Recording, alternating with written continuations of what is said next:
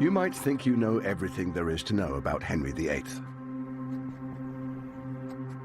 You'll know he married 6 times and had 2 of his wives executed. But the truth about our most famous king is much more complex and far more compelling. This series tells Henry's story over 6 of the most tumultuous decades in English history, separating the real man from the myth. To some, Henry was a cruel bully. Henry was self-obsessed, desired admiration. He could never be wrong. He wanted the theatre of punishment to be perfect. This is what happens when you defy Henry. To others, he was a charismatic and successful ruler. He jousts, he rides, he sings. What more could you want from this perfect prince? But Henry's personality, his innermost thoughts and his motivations have remained elusive. Today we might call Henry a little bit OCD. It was said of him he couldn't hold somebody's gaze. He felt uncomfortable. Now a team of Tudor experts have come together to investigate who the real Henry was. They'll unearth never-before-seen documents, including some from the Vatican's archives. Thank you so much for showing me one of the greatest prizes in Tudor history. And they'll go backstage at Henry's court to unravel a murky world of power, plots, and petrifying ambition. The Tudor court is a bear pit. It's an aggressive and violent place. When somebody is no longer useful to him, that's it, he cuts them out. It's almost pathological. He was willing to change the entire country, even the entire map of Europe, in order to get what he wanted.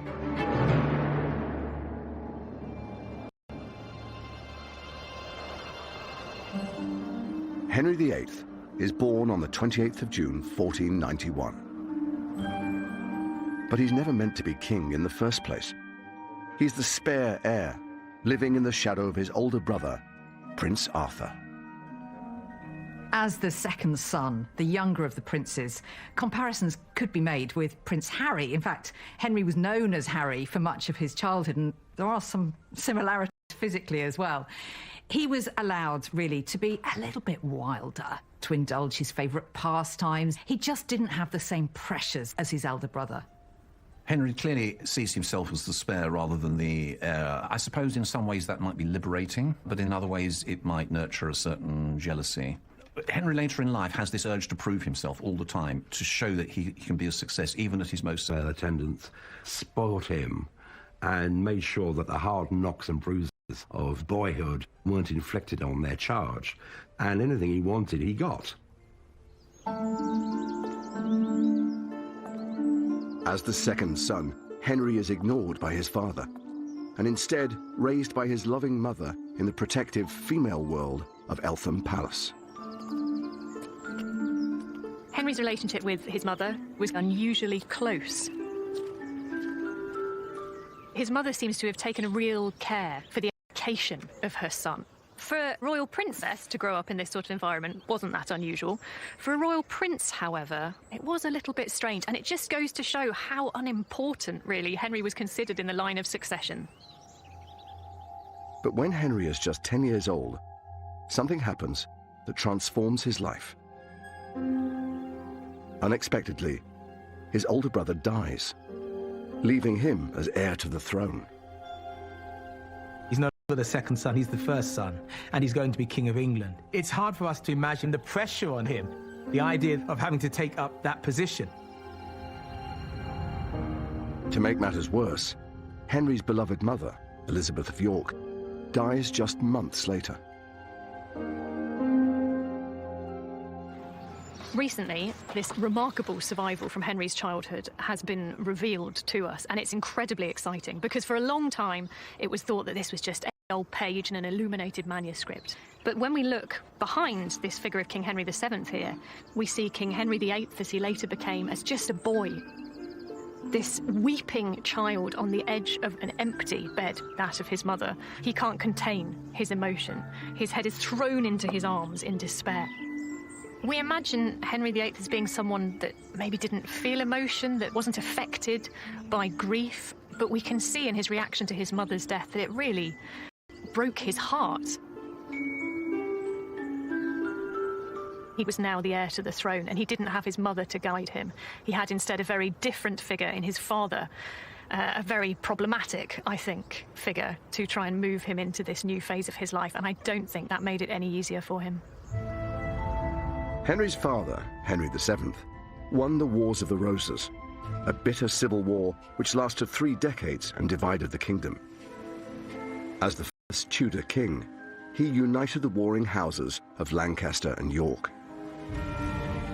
But he now reigns over an unstable and uneasy peace. Paranoia was part of the Tudor DNA. The Tudors really had a rather tenuous, legally fragile claim. There is a seed of insecurity planted in Henry from a very early age. The political history of his father's reign has essentially been the history of plots, conspiracies, hanging over from the Wars of the Roses. Who's in, who's out, who's being watched.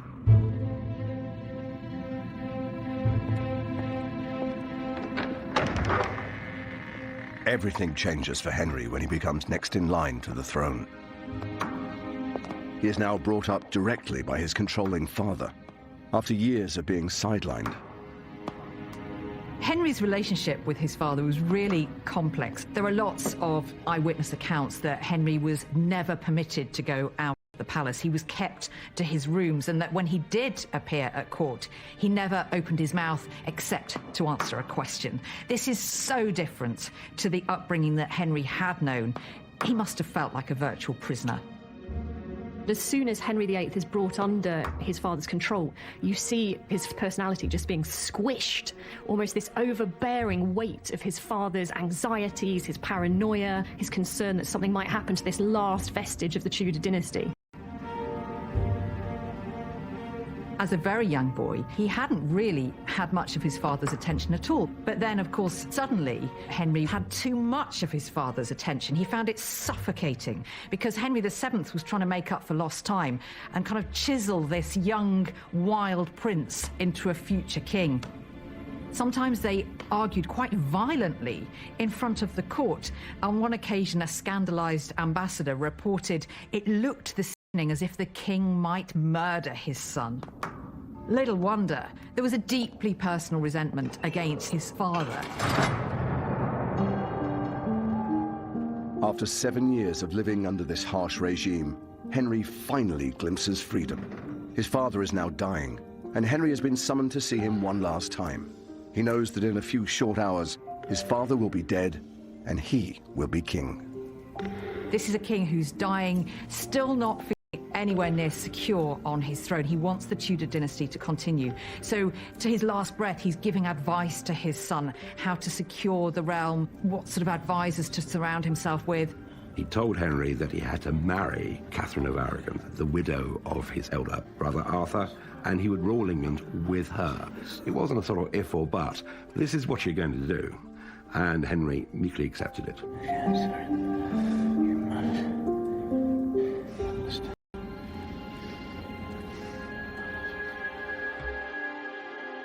At exactly an hour before midnight, Henry VII dies. In that moment, the 17-year-old Prince Henry. Henry's feelings about becoming king would have been a mixture of apprehension about what was going to happen. Would he be able to smoothly take over the levers of power, mixed with a wonderful sense of relief that he was going to be his own man, his own master, and he could do things which he wanted to do instead of other people telling him. Remarkably, no one outside that room will hear there's a new king on the throne for 2 whole days. The story of what happened in that 48-hour period has intrigued historians for centuries.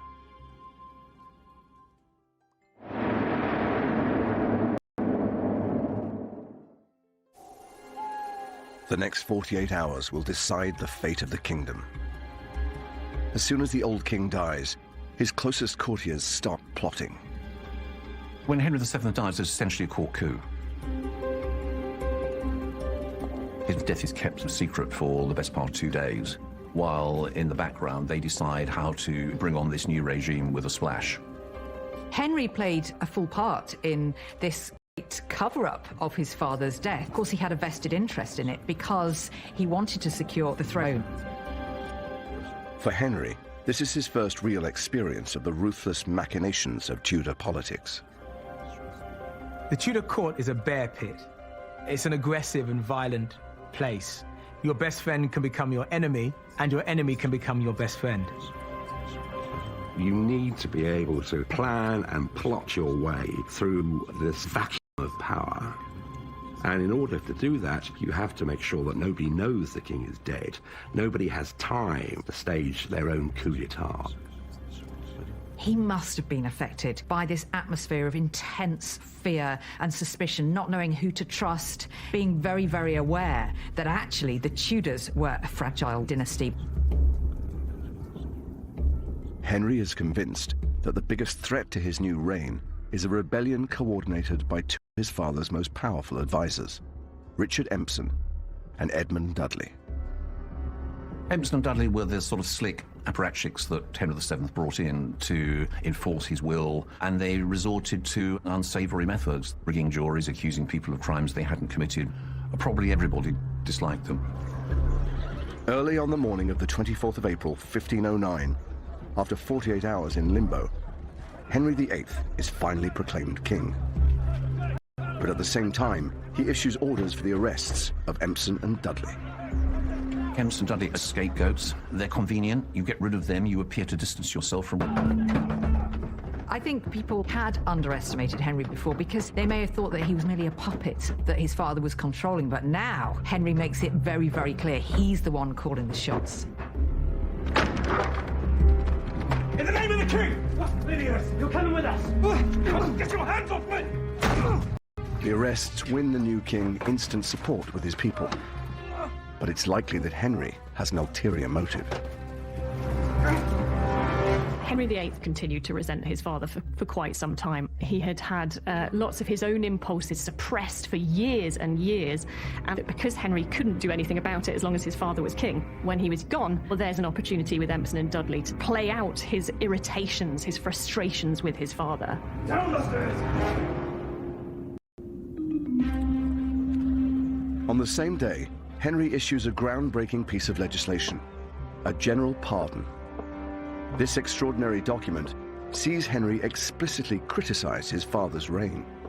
What Henry is trying to do is to win popularity and quickly. So as well as getting rid of his father's despised ministers, he issues a general pardon to all of those who'd fallen foul of Henry VII's justice. So of course this makes him incredibly popular. People love him.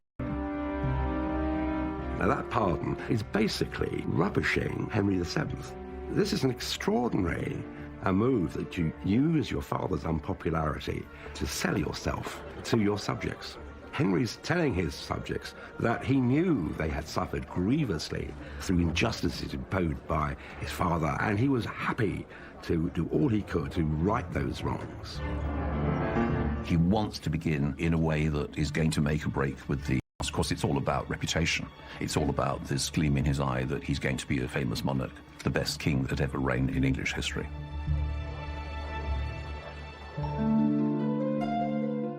Henry is determined to distinguish his father's reign from his own.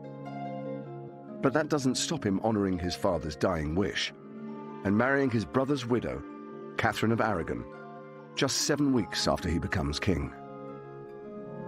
Catherine is the most desirable bride in Europe, the daughter of Ferdinand and Isabella of Spain, the most mighty empire in the world at the time. But I think Henry really did love Catherine of Aragon. He professes himself to be deeply in love. It's part of those early grand gestures which, he thinks he can make. But of course, he's also got an eye on security. And this is a monarchy, so it means dynastic security, so it means a son. His attempt to produce a male heir was pragmatic. He did not intend that the decades of conflict that had preceded his father's reign would continue into his reign. And he felt that... Producing a male heir soon comes true. On New Year's Day, 1511, Henry does have a son. Catherine of Aragon gives birth.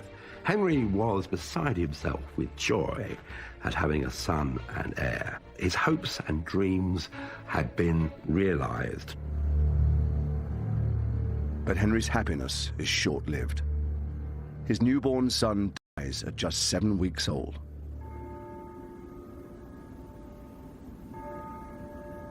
Henry doesn't seem to have responded very much at all to the news of his son's death. He does comfort Catherine, but there's no real sense from any of the chronicles or ambassador reports of this time that he is actually grieving himself. He is able to almost put a full stop on that child's life and move on from it. He has something intrinsic within him that he can just be cold, that he can shut down emotion. Throughout their marriage, Henry and Catherine will lose a total of 6 children.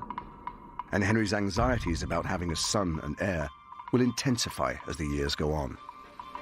The big what-if of Henry's reign is, had that young Prince Henry, who was born on New Year's Day 1511, had he survived, everything would have been different. Henry would have had that son and heir from the beginning of the reign. He would have had dynastic security. Maybe he would have relaxed a bit.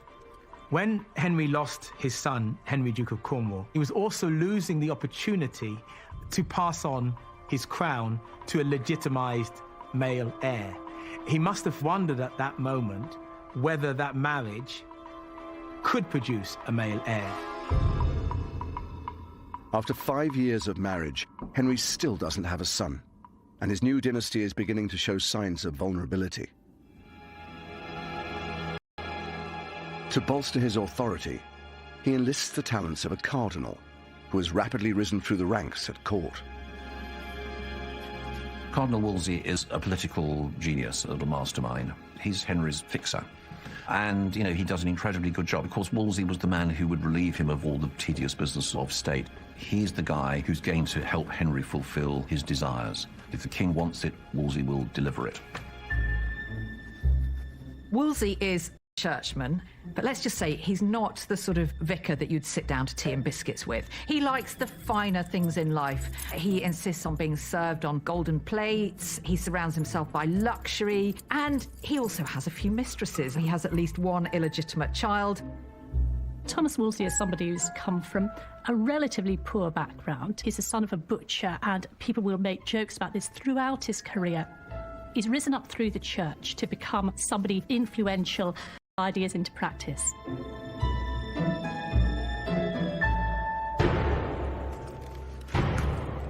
For Henry, Wolsey becomes indispensable. Henry has always loved outdoor pursuits, and whilst he hunts, jousts and fights, the cardinal takes all matters of state into his own hands. Henry in his 20s is often described as the most handsome prince in Europe. He was 6'1", stood above the other courtiers, and he certainly stood above the general populace. They could see him coming.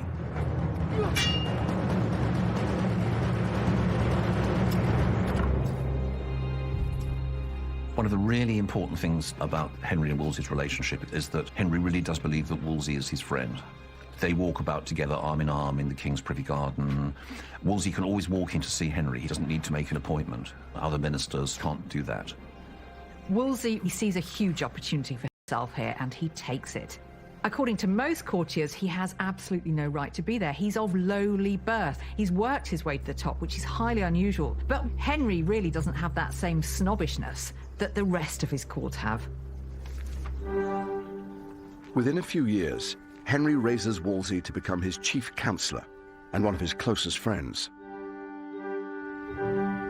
Hidden away in the archives of the Vatican Library in Rome is a remarkable account written by a 16th century Italian diplomat, which reveals more about their relationship than anything else. The Vatican has never given permission for it to be filmed before. Well, thank you so much for showing me this work. This is the first time, though, that I've seen the original, so it's an absolute privilege. This wonderful work, which is called Anglica Historia.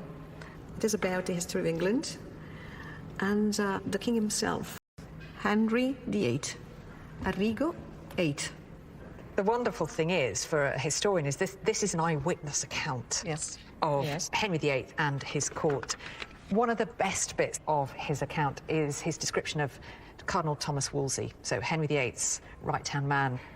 I mean, my Italian isn't great by any means, but I think in the page we have open here it says what good fun Wolsey was as well. He would sing and... It talked about him, cantava, saltava, Smiled, giocava, he told jokes. So he would entertain and tell jokes, and you can see the appeal of Wolsey for Henry, I think, from this account. At first glance, the document paints a picture of Wolsey as an entertaining member of Henry's court. But it's not what it first seems. It reveals that Wolsey is not at all flattering about Cardinal Wolsey and the methods he employed to manipulate his royal master. He describes him as a witty fellow who would cling to the royal side, strum the lute, dance, indulge in pleasant conversation. He's almost doing his business by stealth. Henry doesn't realise all the things he's agreeing to, and that by these methods he would inculcate, instill and drum into Henry's ears all of the messages that Wolsey wanted to get across. My favourite extract comes when he kind of lures Henry in by showing him a pretty jewel or a ring. It's almost like he's treating Henry like a child, tempting him with sweets, and Henry then just agrees to whatever the Cardinal asks of him. Henry's weakness for flattery and manipulation allows Cardinal Wolsey to rise to the highest echelons of court. But in a few short years, Henry will turn on his close friend and advisor with a vengeance.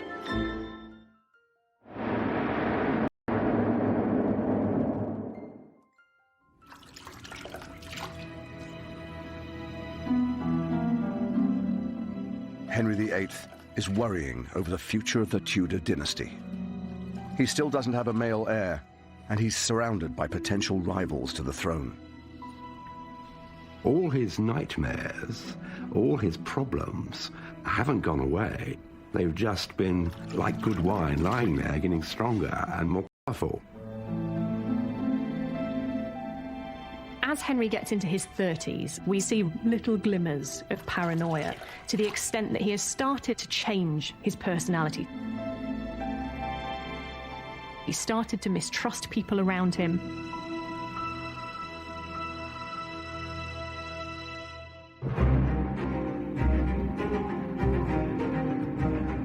As his paranoia grows, Henry increases the provisions for his personal security.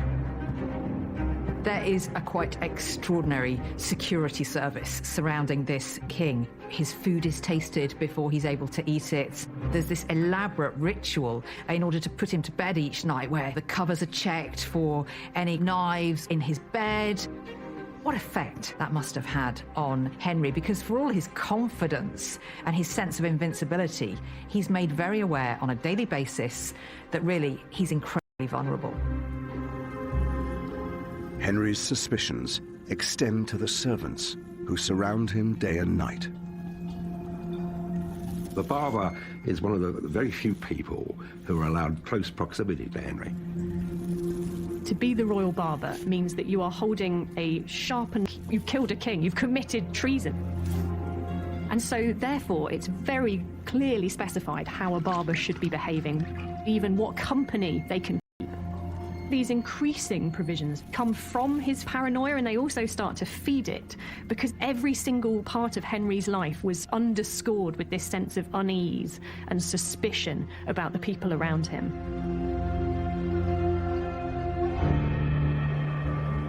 Henry fears an uprising from a rival claimant to the throne. And he hears a rumor that the Duke of Buckingham is secretly plotting against him. The Duke of Buckingham was the highest-ranking nobleman in England, and he had royal blood, and lots of it. Henry is particularly suspicious of Buckingham because he doesn't make any secret of his claim to the throne, nor of his desire to be king. Henry's suspicions reach boiling point, and he writes a letter to Cardinal Wolsey that seals Buckingham's fate. Henry's letter survives to this day, and it's held here at the British Library. It's extremely exciting for me to see this original letter by Henry. There actually aren't many of them because, as Henry himself says here, he finds writing tedious and painful. He tends to entrust that task. Getting stronger and more colourful. As Henry gets into his 30s, we see little glimmers of paranoia to the extent that he has started to change his personality. He started to trust people around him.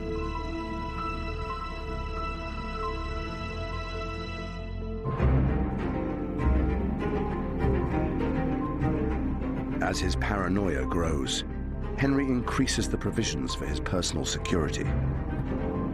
There is a quite extraordinary security service surrounding this king. His food is tasted before he's able to eat it. There's this elaborate ritual in order to put him to bed each night where the covers are checked for any knives in his bed. What effect that must have had on Henry, because for all his confidence and his sense of invincibility, he's made very aware on a daily basis that really he's incredibly vulnerable. Henry's suspicions extend to the servants who surround him day and night.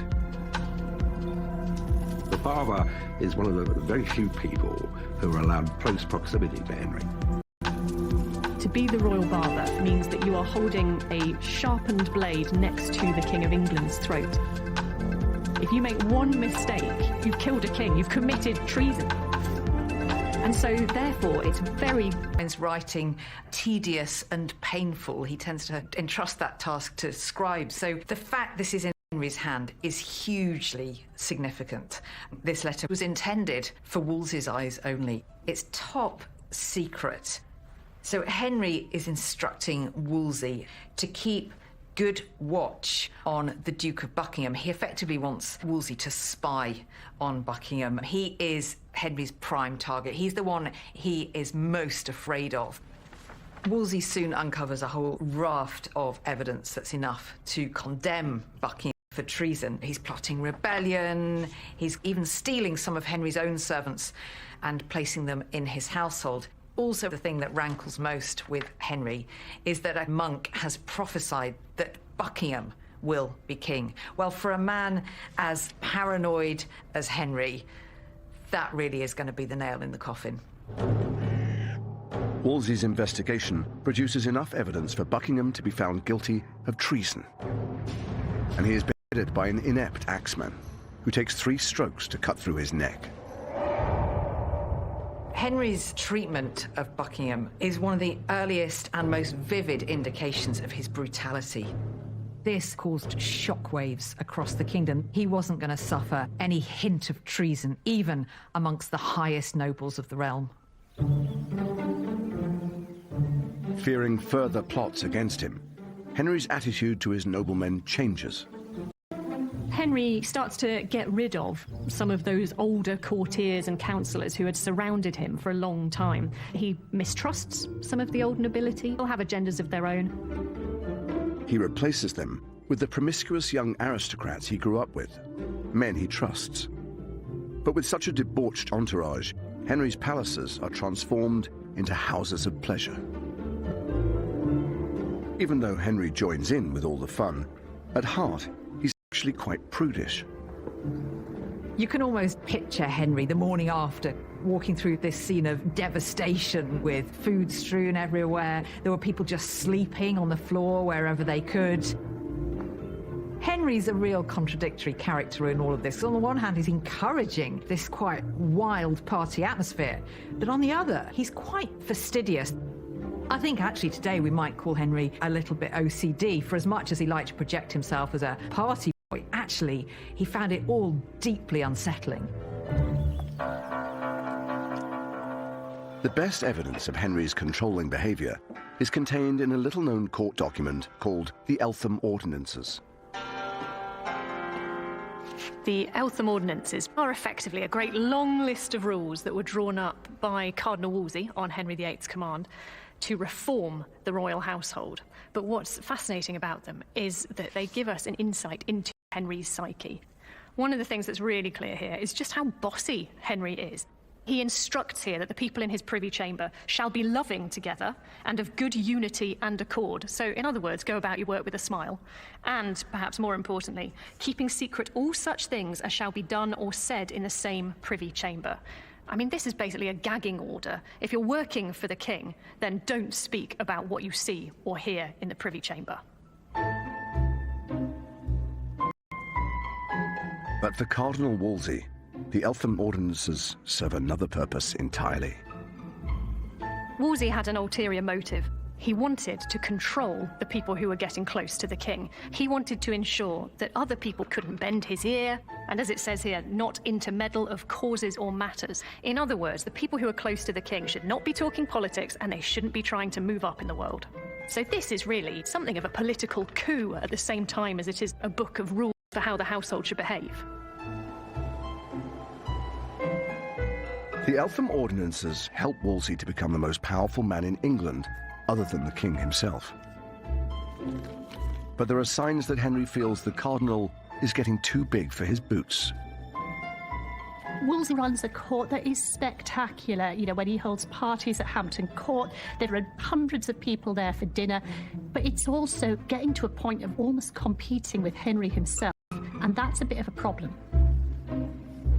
Henry starts to look more closely from time to time. They have the odd little clash. I mean, Henry was always in charge, even when he was just leaving things to other people. A real indication of Henry's growing unease with Wolsey's status comes over the issue of Hampton Court. Wolsey knows that Henry's a bit jealous of it, and when he realises that he's starting to lose Henry's favour, he makes this very symbolic gesture of giving it to the king.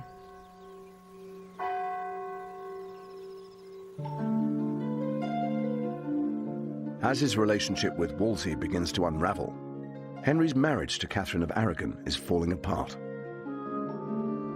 One of the deep-seated things in Henry's character is that if something goes wrong, it's always somebody else's fault. And so Henry does start to blame Catherine. After the birth of the Princess Mary, their only child, there are no more living children. And then, of course, Catherine is almost 6 years older than he is, and she's going to enter the menopause, and that worries him. Throughout his reign, Henry has this problem, which is that he's king, he's meant to be in charge of everything, he's meant to be able to decide his own fate, and yet there are so many places in his life where he then discovers he's not in control of things. He's not in control of whether his wife has a son. A queen is there for one principal purpose, and that is to produce sons. Catherine's not doing that, and therefore, you know, he's bound to look elsewhere. Henry's attentions are turning to a young woman at court, Anne Boleyn. He's had affairs before, but this time things feel different. Anne plays things slightly differently. As soon as it becomes apparent that Henry is considering the validity of his marriage to Catherine of Aragon, she starts positioning herself as the potential future bride, and Henry is quite happy to go along with this. And so they start on this attempt to get Henry's marriage to Catherine declared invalid. Desperate to end his marriage, Henry starts searching for a way to divorce Catherine. Once Henry's decided that he wants to marry Anne Boleyn, he goes all guns blazing to research this himself. He gets it into his head that the reason he has no sons is because he has transgressed that biblical rule in Leviticus that you must not marry your brother's widow. The thing about Henry is once he has his mind set on a particular course, he can be extraordinarily cold and ruthless in achieving it. And anybody who gets in his way, well, they need to watch out. Henry tasks Wolsey with securing permission from the Pope to end his marriage. With the divorce, Henry gives Wolsey an impossible job to do. Divorce isn't unheard of, but for a king to set aside a wife to whom he had been, the Pope is going to agree. And Wolsey must be thinking, I've got the boss from hell here. I just cannot deliver this. What am I going to do?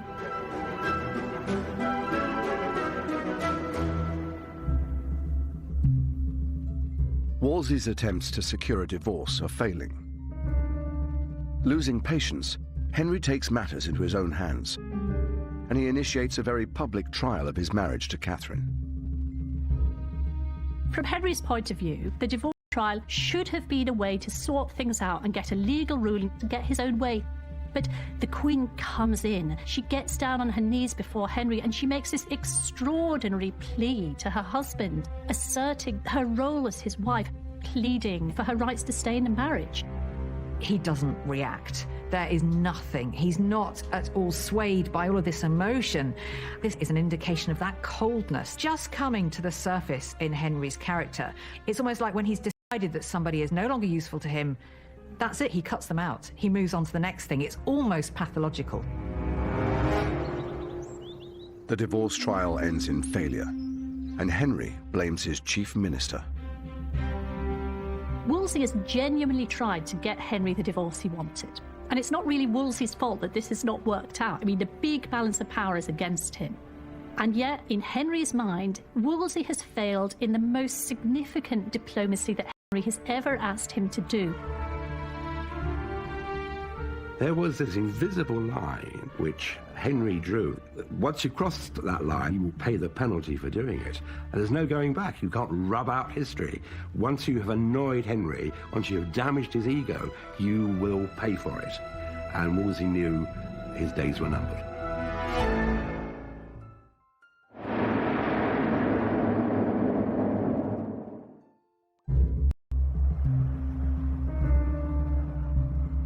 Henry VIII has turned his back on his wife and his closest advisor. And strange quirks are emerging in his character. If you actually met Henry VIII, it would be important not to fix your eye upon him for too long or stare straight in the face, because he really didn't like that. It was said of him he couldn't hold somebody's gaze. He felt uncomfortable. This is one of the strongest kings of England, and yet there's a certain personal insecurity, even when he's at his most secure. Henry has this tendency to turn on his most trusted advisors. He puts them in impossible positions, given these incredibly difficult tasks. And when they fail, as inevitably they must, they get all the blame, not Henry.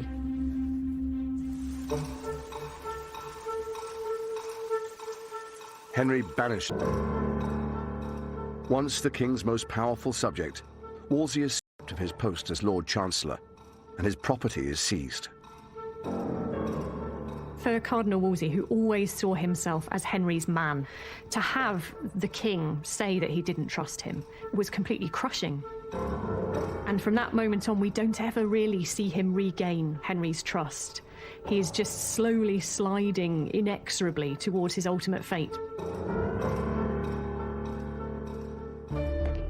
Wolsey sends Henry a letter begging for his forgiveness. This letter, held in the National Archives, gives an insight into Wolsey's desperation. Wolsey is appealing so completely submissively to Henry in this letter that it starts with, "I, your poor, heavy and wretched priest, do daily pray, cry and call upon you," and then ends with, "Your most prostrate, poor chaplain, creature, I mean, not even a human being anymore, just a sort of beast of King Henry VIII. It could not be more clear in this that Wolsey is lowering himself in Henry's eyes. It really is quite heart-wrenching, I think, that he was reduced to this. The Cardinal's letter fails to win the king over. I find Henry VIII quite challenging because time and again, Henry can't admit himself that he's made a mistake. He's completely certain that he is in the right at all times. And so as a result, the person who gets scapegoated is Wolsey. Henry issues orders for Wolsey to be arrested on charges of treason and sent to the Tower of London. But he will never make it there. After arriving at Leicester Abbey to spend the night, he collapses and dies.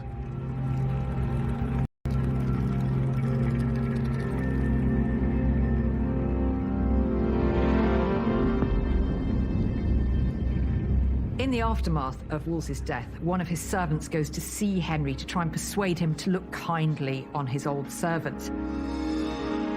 This is when we see Henry's contradictory nature, because Henry declares, "If I could lay out £20,000 to bring back the cardinal, I would gladly do it." In the next breath, he reminds Wolsey's servant that his master had died whilst owing him £1,500. After Wolsey's death, it becomes clear that the Pope will never grant Henry a divorce. But Henry is so determined to marry Anne Boleyn that he will stop at nothing to achieve it, to break with the Pope and the Roman Catholic Church. He didn't want to be responsible to the Pope. He wanted to centralize power to himself. It was the only way he would get a divorce. It was the only chance of having a son and heir. Henry has started to radically change the course of English history.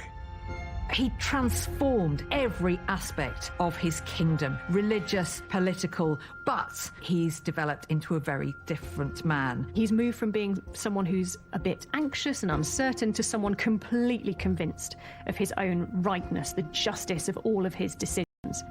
He was willing to change the entire country, even the entire map of Europe, in order to get what he wanted. In the next episode, Henry turns on his new queen, Anne Boleyn. The English court is a nest of hissing snakes. Absolutely nobody is safe. This reads, her crimes were so abominable. Anne is the most wicked queen in history. And Henry's paranoia begins to creep into England's politics. Henry VIII comes down on opponents with murderous force. You're either with him or against him. And if you were against him, you paid for it. That's Bloodlust and the Boleyns, next Wednesday at 9. The potentially heart-stopping dangers of an asthma attack. Pulled into focus tomorrow night at 9 in brand new 999 Critical Condition. New next, the 20-year hunt for the killer newsreader Jill Dando, shot outside her house in West London. It was a crime that shook Britain. In just a moment.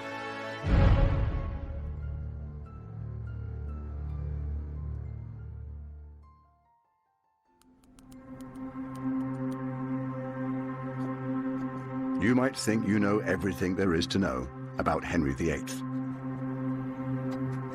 You'll know he married 6 times and had 2 of his wives executed. But the truth about our most famous king is much more complex and far more compelling. This series tells Henry's story over 6 of the most tumultuous decades in English history, separating the real man from the myth. To some, Henry was a cruel bully. He wanted the theatre of punishment to be perfect. This is what happens when you defy Henry. This is what traitors get. To others, he was a charismatic and successful ruler. He jousts, he rides, he sings. What more could you want from this perfect prince? But Henry's personality, his innermost thoughts and his motivations have remained elusive. Pathological. Once Henry has his mind set on an idea, he will stick with it no matter the consequences.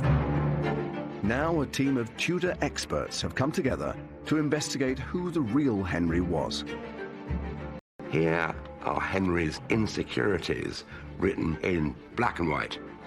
They'll unearth never-before-seen documents, including some from the Vatican's archives. Thank you so much for showing me one of the greatest prizes in Tudor history. And they'll go backstage at Henry's court to unravel a murky world of power, plots, and petrifying ambition. Henry VIII comes down on opponents with murderous force. Henry's growing increasingly paranoid. He's starting to lose his grip on reality. Henry has got older. He's got more tyrannical. His reign has got bloodier, and he is more determined than ever to get his own way.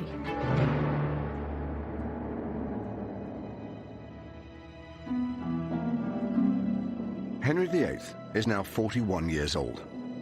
His first wife, Catherine of Aragon, has failed to provide him with a longed-for son and heir. And he's becoming increasingly anxious about the future of his dynasty. He's banished Catherine from court and is embroiled in an attempt to divorce her and marry his long-term mistress, Anne Boleyn. The way in which Henry is treating the 2 women in his life could not be more different. On the one hand, you have this great chivalrous love play with Anne Boleyn, and on the other, there is the incredibly cruel, heartless rejection of Catherine of Aragon, the wife who served him loyally for more than 20 years. It's interesting to think what it was about Anne Boleyn that made her so attractive to Henry, but also so enigmatically attractive to so many people. Her education in France may have been a factor. She had a style and a glamour that other people didn't. But also her intelligence, her ability to argue with scholars and theologians about religious and moral issues. Henry, the scholar who flattered himself as being the philosopher prince, saw in her, I think, a consort who shared some of those values. But as their relationship develops, Anne puts pressure on Henry by refusing to sleep with him until their wedding is in sight. Her own sister had been discarded as Henry's mistress. She wanted more for herself than that. She wanted to be queen. So for 7 long years, she keeps him at arm's length, giving him a little bit of encouragement and then destroying his hopes the next. That speaks volumes about just how much Henry was enthralled to Anne. They survive to this day and are held deep within the Vatican Library. Regina, thank you so much for allowing us to film here and for showing me what has to be one of the greatest prizes in Tudor history. These are the original letters from Henry VIII to his great love, Anne Boleyn. You're very welcome, and we are happy to show people in Great Britain these documents so precious to you and to us, and precious for, I think, all mankind. Henry's letters are written in French, the language of courtly love, and are filled with romantic gestures.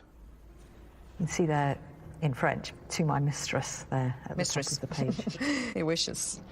And, you know, he talks about being struck by the dart of love, or dart d'amour. Now, this is very famous, isn't it? The love heart. It's very romantic that he draws a love heart around Anne's initials, and then either side are his own initials. And even though we don't have Anne's responses, we can sense that she's the one in control, because it's all Henry making the effort and trying to woo her.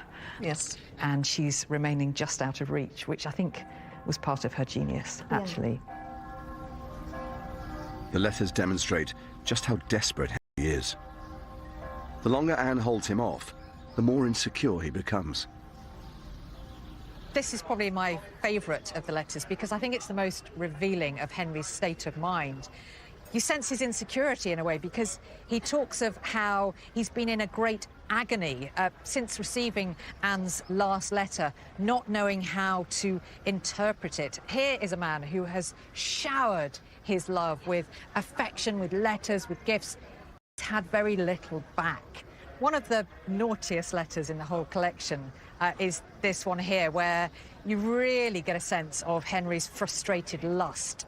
He writes to Anne, wishing myself, especially of an evening, in my sweetheart's arms. Here's a man in torture through this unrequited love. Anne's not giving him much back. Henry doesn't know where he stands, and it's sending him crazy. Anne Boleyn's behaviour and the desire for a male heir have provoked Henry into making one of the most monumental decisions in English history: breaking with the Roman Catholic Church. Eventually, free from the Pope's authority, Henry divorces Catherine of Aragon and marries Anne Boleyn. But all of this comes at the highest imaginable price. Henry's break with Rome was probably the most devastating political and religious and social event for 500. To reject the authority of the Pope and everything that represented was something which disoriented, terrified everyone. The nation was traumatized. Henry then declares himself head of his own Church of England. For Henry to claim to be the head of the church was unprecedented. It's very hard to imagine the radical, shocking nature of that claim. A layman, not someone trained in the church, not a bishop, not someone in holy orders. Henry believes this makes him second only to God. On the one hand, you need to have quite a big ego to deal with that. On the other hand, it's a great deal of responsibility. Henry, who is already trying to manage a kingdom, is now trying to manage a church as well. So at the point that Henry breaks with Rome, I don't think anybody quite knows what is going to happen next. Henry might have got his wish to marry Anne Boleyn, but this revolutionary decision is about to catapult England into chaos and damage Henry's reputation with his people.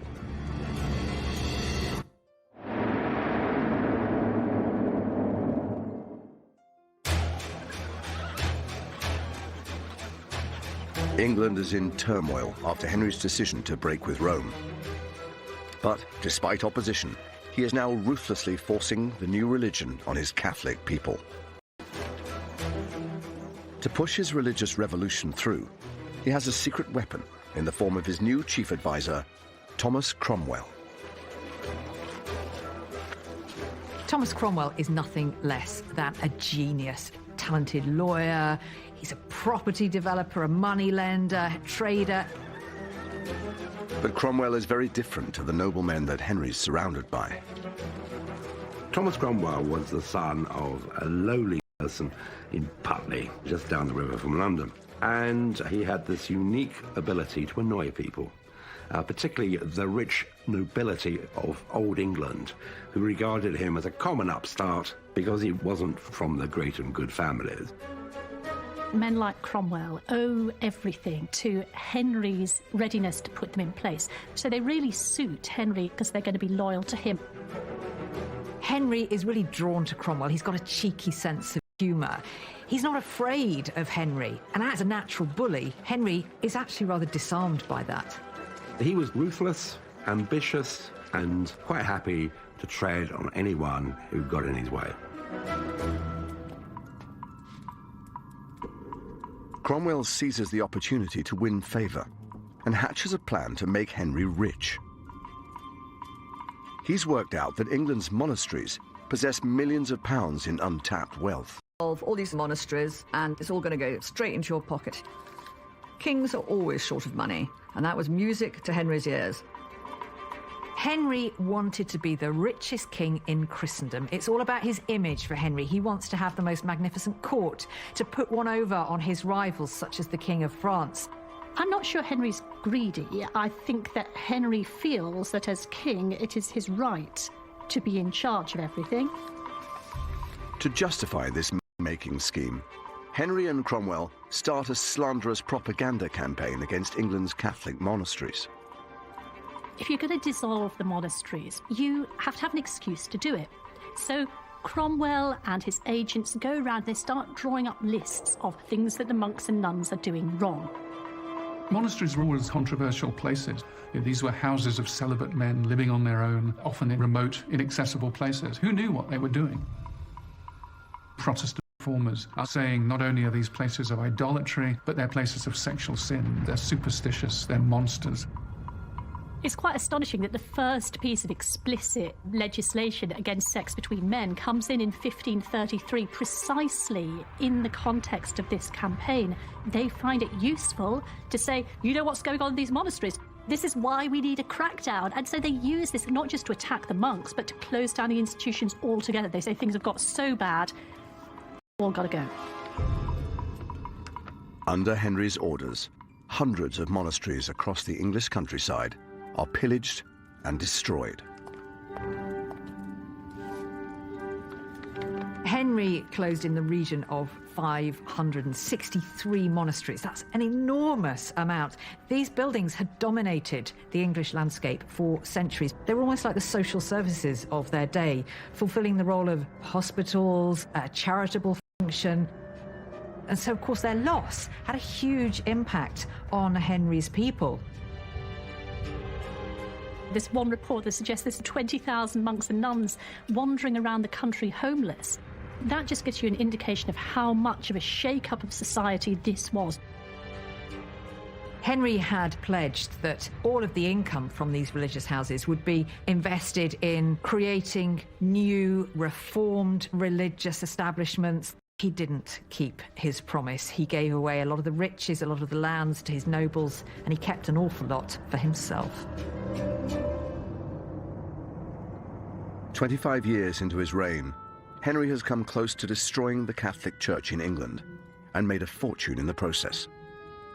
But remarkably, in private, he's still clinging on to the traditional Catholic beliefs that he grew up with. While in public, he's outlawing all sorts of things, such as going to Mass. In private, that's exactly what he's doing.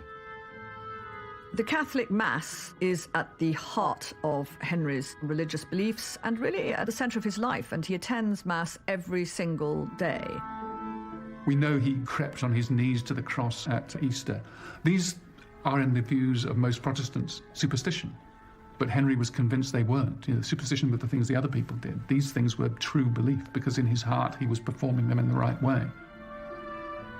There is an enormous double standard with Henry. It's all very well for him to continue worshipping as he likes, but his people have to toe a different line. They have to be part of on their own, often in remote, inaccessible places. Who knew what they were doing?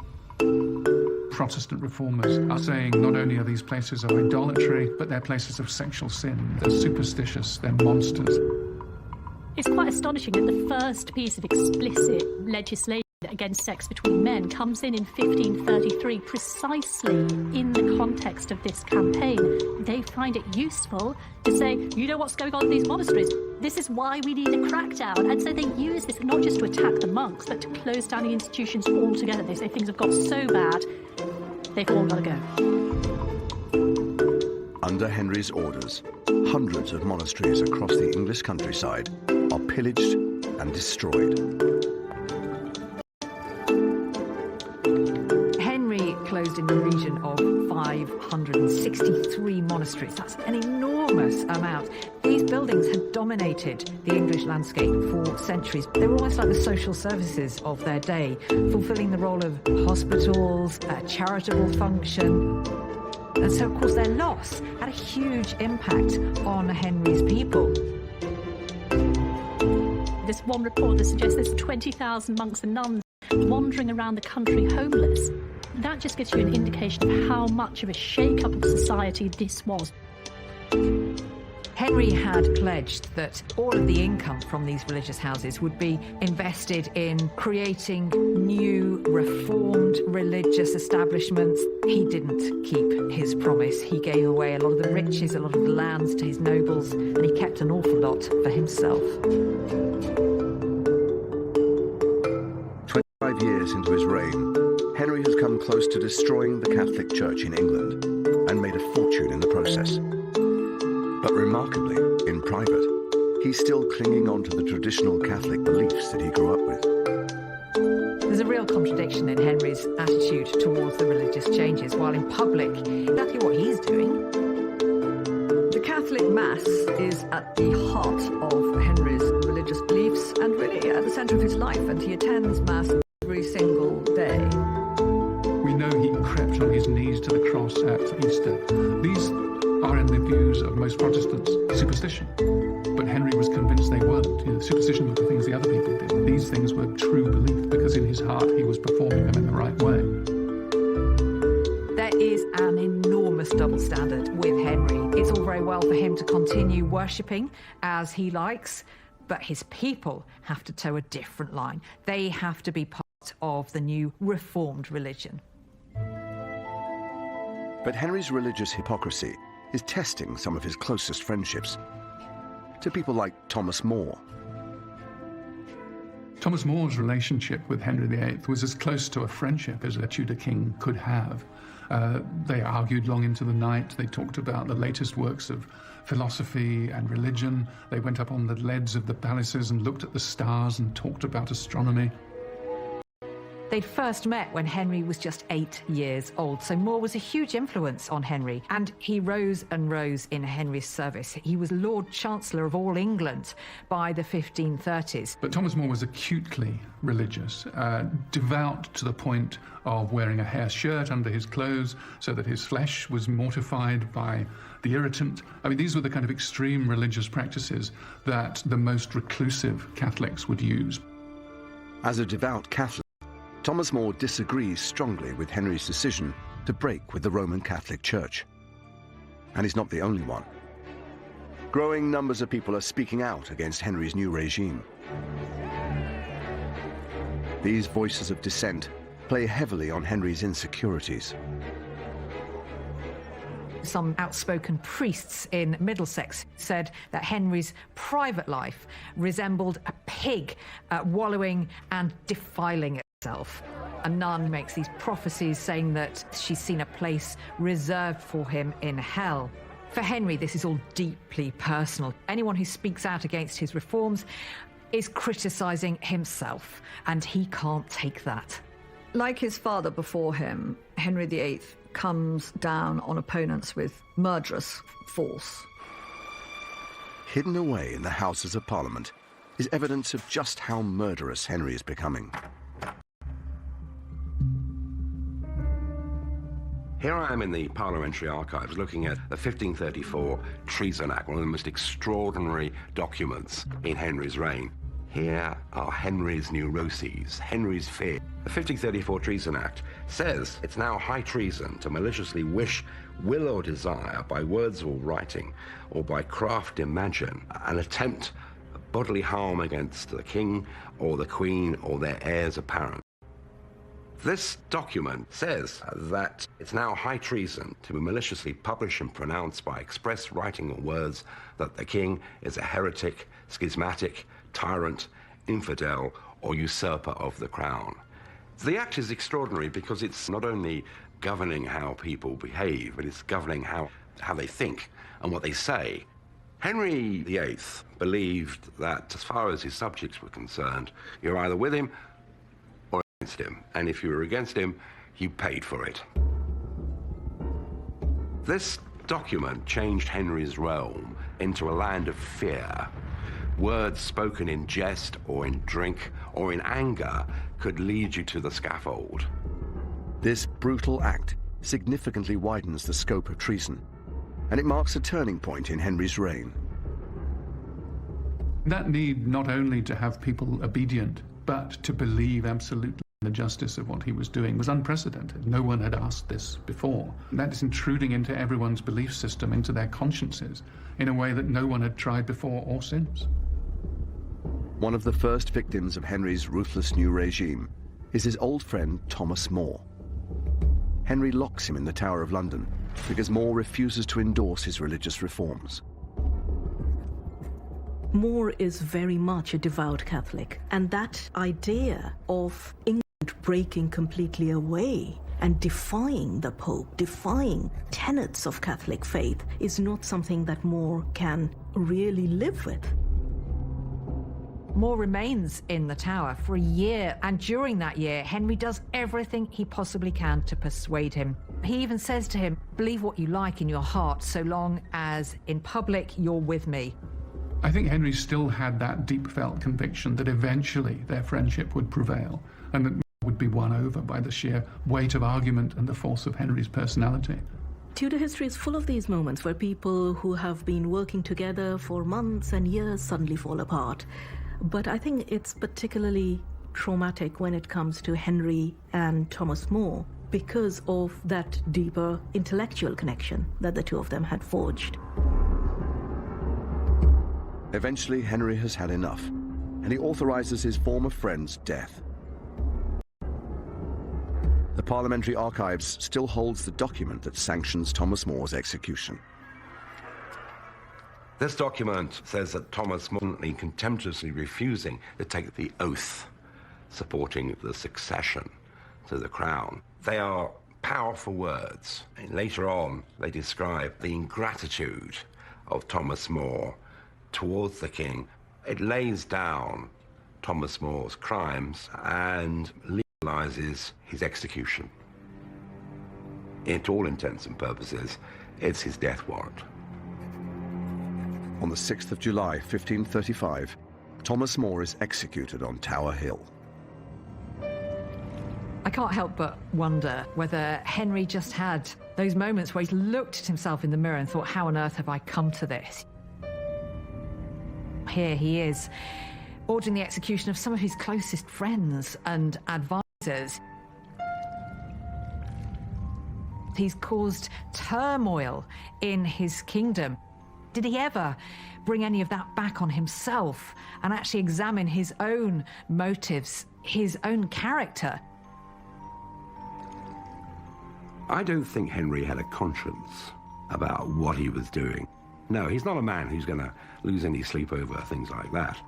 He has an objective which he wants to achieve, the continuation of the Tudor dynasty, and nothing or no one is going to stand in his way. He absolutely believed in the righteousness of his own conclusions, and that's what drove him through. There's definitely a sense at this point in Henry's reign that it's almost gathering a momentum of its own. There's no stopping Henry now, and it's going to get more and more brutal. Little does Henry know that a freak accident is about to alter the future of his kingdom and the fate of his second wife.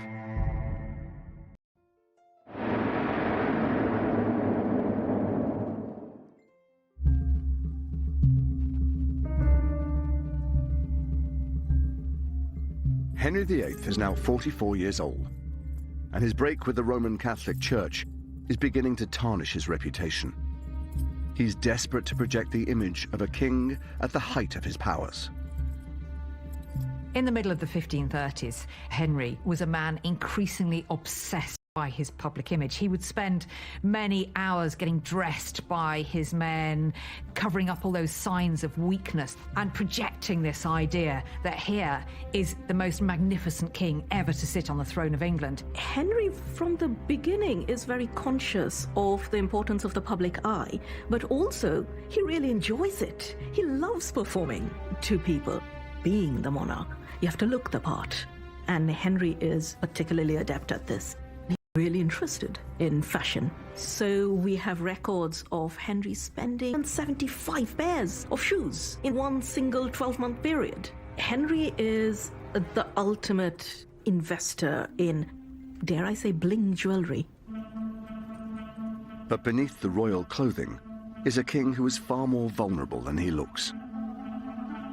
Concerned he's losing the love and respect of his people, Henry's propaganda machine goes into overdrive.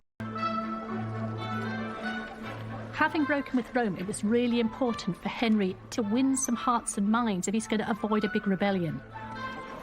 It involves a certain amount of PR effort using print, which is a pretty new technology, to produce lots of pamphlets and trying to win back some of that popular support. It's not easy to get a country to break away from a faith that it had as a part of its way of life for centuries beforehand. So that trauma of separating from the Catholic Church is something that Henry has to respond to directly.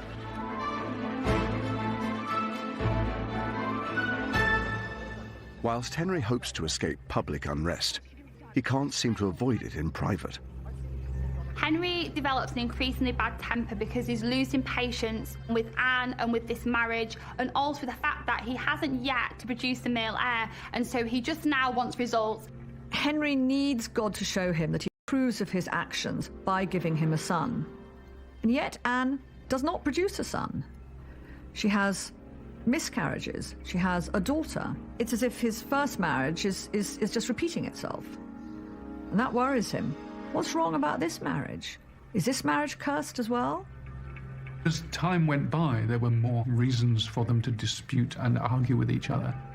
Her inability to produce the male heir was the grumbling resentment, but also her commitment to religious reform, her willingness to argue with Henry. These things were things that, over time, became more annoying than attractive. The real turning point for Henry is when Anne accuses him in public of having an affair behind her back, and Henry is angered that she would dare question him in public about his behaviour.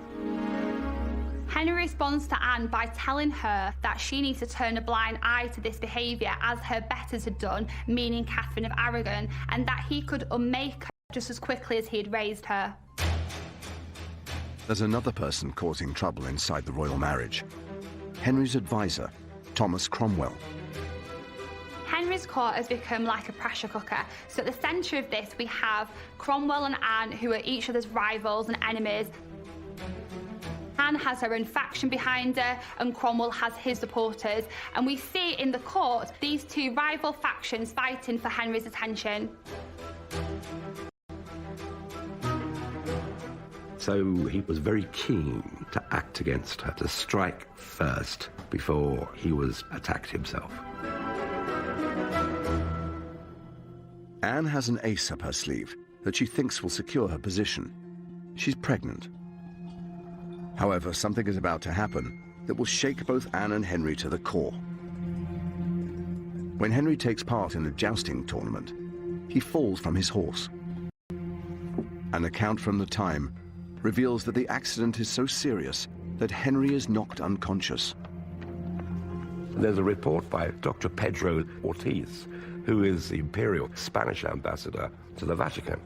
He's picked up some gossip coming in from Francis I of France, who's no friend of Henry VIII. The French king had said that the King of England had fallen from his horse and had been for 2 hours without speaking. So here we have Henry laying on the ground, not speaking for 2 hours. I believe the horse rolled on him, it crushed him. He suffered some kind of traumatic brain injury. recent research has demonstrated that such an injury can actually cause neuroendocrinal damage. People suffering from this very rare disorder become depressed, irritable, and very suspicious of everyone around them. In the latter years of Henry's reign, he was displaying all those symptoms. Henry's accident also has a dramatic effect on his wife, Anne Boleyn.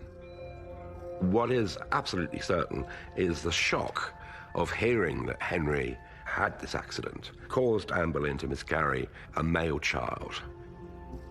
Queen Anne was brought to bed and delivered of a man-child before her time. It was said she took a fright. It was a 3-month-old fetus, male child, perfectly formed, and if the child had lived, it could have been Henry's longed-for male heir. The miscarriage is a personal disaster for Anne, because that possibility that the male heir was finally at last about to appear is taken away again, and she's damaged goods. After his accident, Henry becomes increasingly paranoid.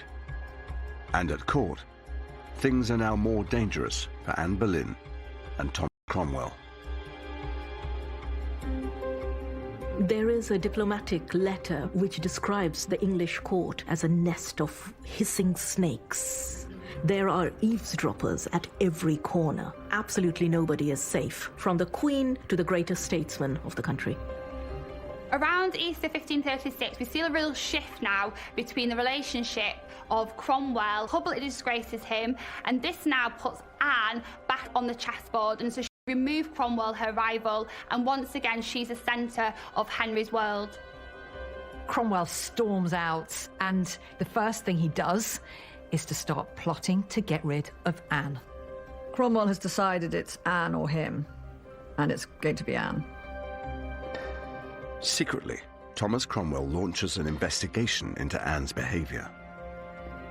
As soon as he's left court, Cromwell puts the word out that he's sick, but Cromwell is far from sick. He is using this 2-week absence as the perfect cover for him to start plotting the downfall of his archenemy, Anne Boleyn. Cromwell has this incredibly sophisticated network of spies and informants. Among his network are a number of ladies from the Queen's own household. Now, Anne isn't popular with her ladies. She's a fairly cruel mistress, so you might imagine how willing those ladies are to give Cromwell tidbits of gossip, information that he can slowly craft into a case. One of the things about the early modern court is that it is based upon flirtation, and it's based upon the language of courtship. So at any point, those acts which could have been perfectly normal are reinterpretable as much more culpable. If you say you love the Queen, what do you mean? Cromwell began to find a lot of evidence of people saying inappropriate things.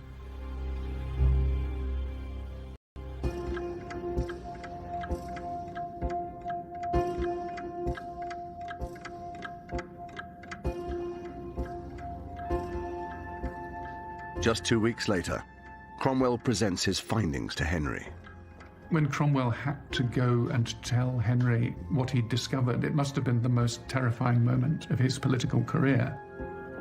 To say that the king's wife, his queen, was adulterous, I mean, that's not news you can pin in a list of other things as you're going through the morning's business. Cromwell's evidence accuses Anne of conducting an affair behind her husband's back, with not 1, but 5 men. He had to take control of that, and he took control of it with a ruthless passion, a rage that meant that it had to be driven through, that there was no escape. This is a man not in denial, but in manic acceptance of the charge, and I think that's what drives the process from there on in.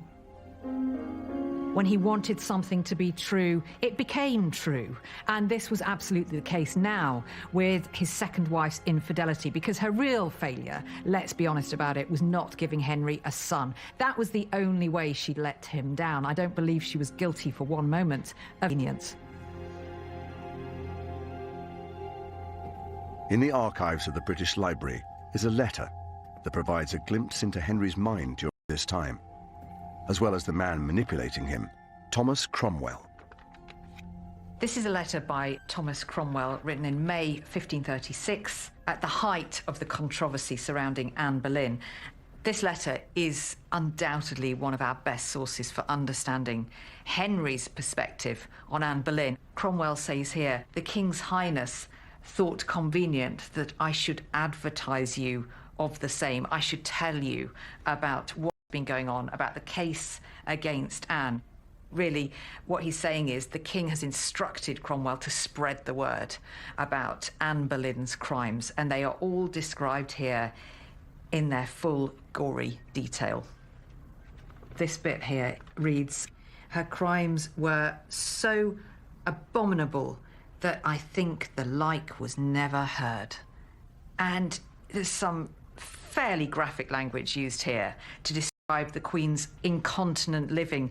This is written for an absolute purpose. It's telling the world Anne Boleyn is guilty of heinous crimes. Anne is the most wicked queen in history, according to Cromwell. Alongside charges of adultery, Cromwell's letter also accuses Anne of plotting Henry's death. At the bottom we have here talk of a certain conspiracy against the king. So in Henry's mind, it goes beyond just adultery, an unfaithful wife. She's plotting treason. This is a pure piece of PR on Cromwell's part. Cromwell manipulated Henry, and in fact, he later boasted that he had dreamt up the whole scheme against Anne Boleyn. Whatever the truth behind the accusations, Henry falls for them, hook, line, and sinker. Once convinced that there was a kernel of truth to it, Henry's imagination knew no bounds, and at one point famously he said, well, maybe it's 1,000 men. Who knows what Anne is capable of? Henry VIII is a great fan of good stories. He's good at spinning them, and he is also taken in by them. And the story that is spun around Anne is the one of the wicked woman, a woman with an insatiable desire to manipulate men. Henry orders Anne's arrest, and she is escorted to the Tower of London. He will never see her again.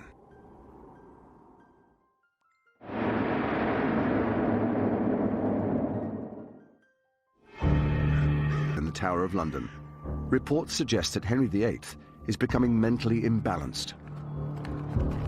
The Spanish ambassador reported that Henry had collapsed in tears about Anne Boleyn's downfall. Henry VIII was always an extraordinarily emotional man. Tears were never far from the surface. Tears of joy, tears of grief. But of course, Henry always cries only for one person, and that person is Henry himself.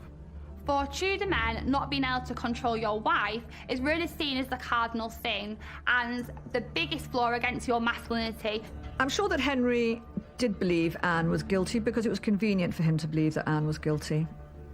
And it made him right. He was the good person, she was the bad person. While Anne is under lock and key, the investigation into her infidelities ramps up.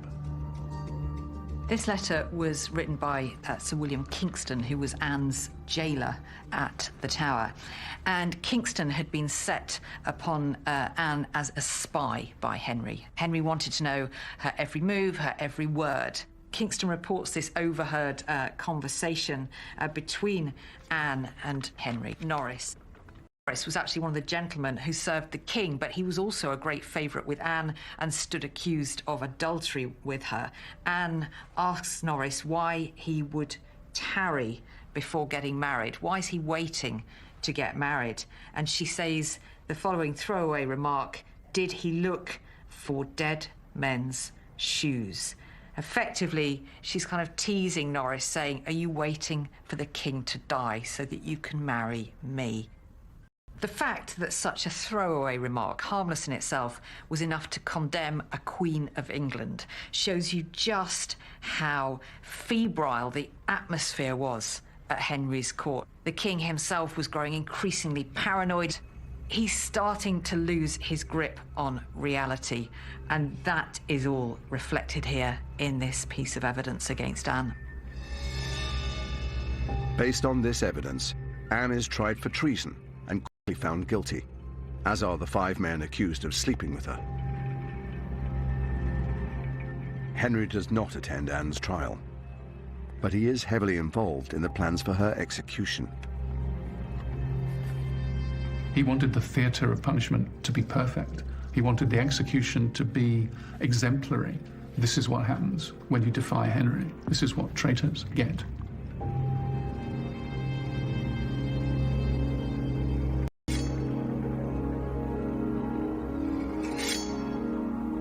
Henry didn't ever like to associate himself with death. He wouldn't go to funerals, and he didn't want to be seen in the same space as Anne Boleyn ever again. Her name was not to be mentioned. All trace of her was removed from his palaces, so of course he's going to be nowhere near the Tower that day. But he invited 1,000 people to watch Anne Boleyn's head being struck off. Those are the actions of a madman. On the morning of the 19th of May, 1536, Anne Boleyn is executed. But Henry has already lined up his next wife. The speed with which Henry moves on to wife number 3, Jane Seymour, is deeply disturbing, really. The very next day, they are betrothed. They're married 10 days later. Now, that is fast, even by Henry's standards. He needs to get cracking because, he needs to have a son, and he needs to live long enough for that son to grow to adulthood. So he's not going to waste time, pretending to mourn a woman who's betrayed him. The following year, Jane Seymour is able to give him what his 2 previous wives have not: a healthy son and heir to the throne. Tragically, Jane herself dies only 2 weeks after the birth, leaving Henry once more alone. But his reign is far from over. The England of the late 1530s is entirely different from the England of a decade before. We've got the monasteries being dissolved. We've got a dramatic change of personnel at court. All sorts of people have disappeared. Thomas More is gone. Anne Boleyn has gone. Jane Seymour has gone. Henry himself has got older. He's got more tyrannical. His reign has got bloodier, and he is more determined than ever to get his own way. In the next episode, age and infirmity start to catch up with Henry VIII. The pain that Henry got from his leg was absolutely huge. When the leg was really bad, he could turn black in the face and just sort of lie still, hardly able to speak. And he turns on his closest advisor. Those less admirable traits that we'd seen hints of early in his life are now front and centre. This is Henry as a tyrant. This is the beginning of a totalitarian state. That's Henry VIII Endgame next Wednesday at 9. Dangerous weather, empty stations, unique challenges. 2020 captured in the new series of Paddington Station 24/7. Back on the tracks Monday at 9. Next, from Freddie's humble start in Zanzibar to the chart-topping, stadium-filling powerhouse, Queen, the band that rocked the world, in just a moment.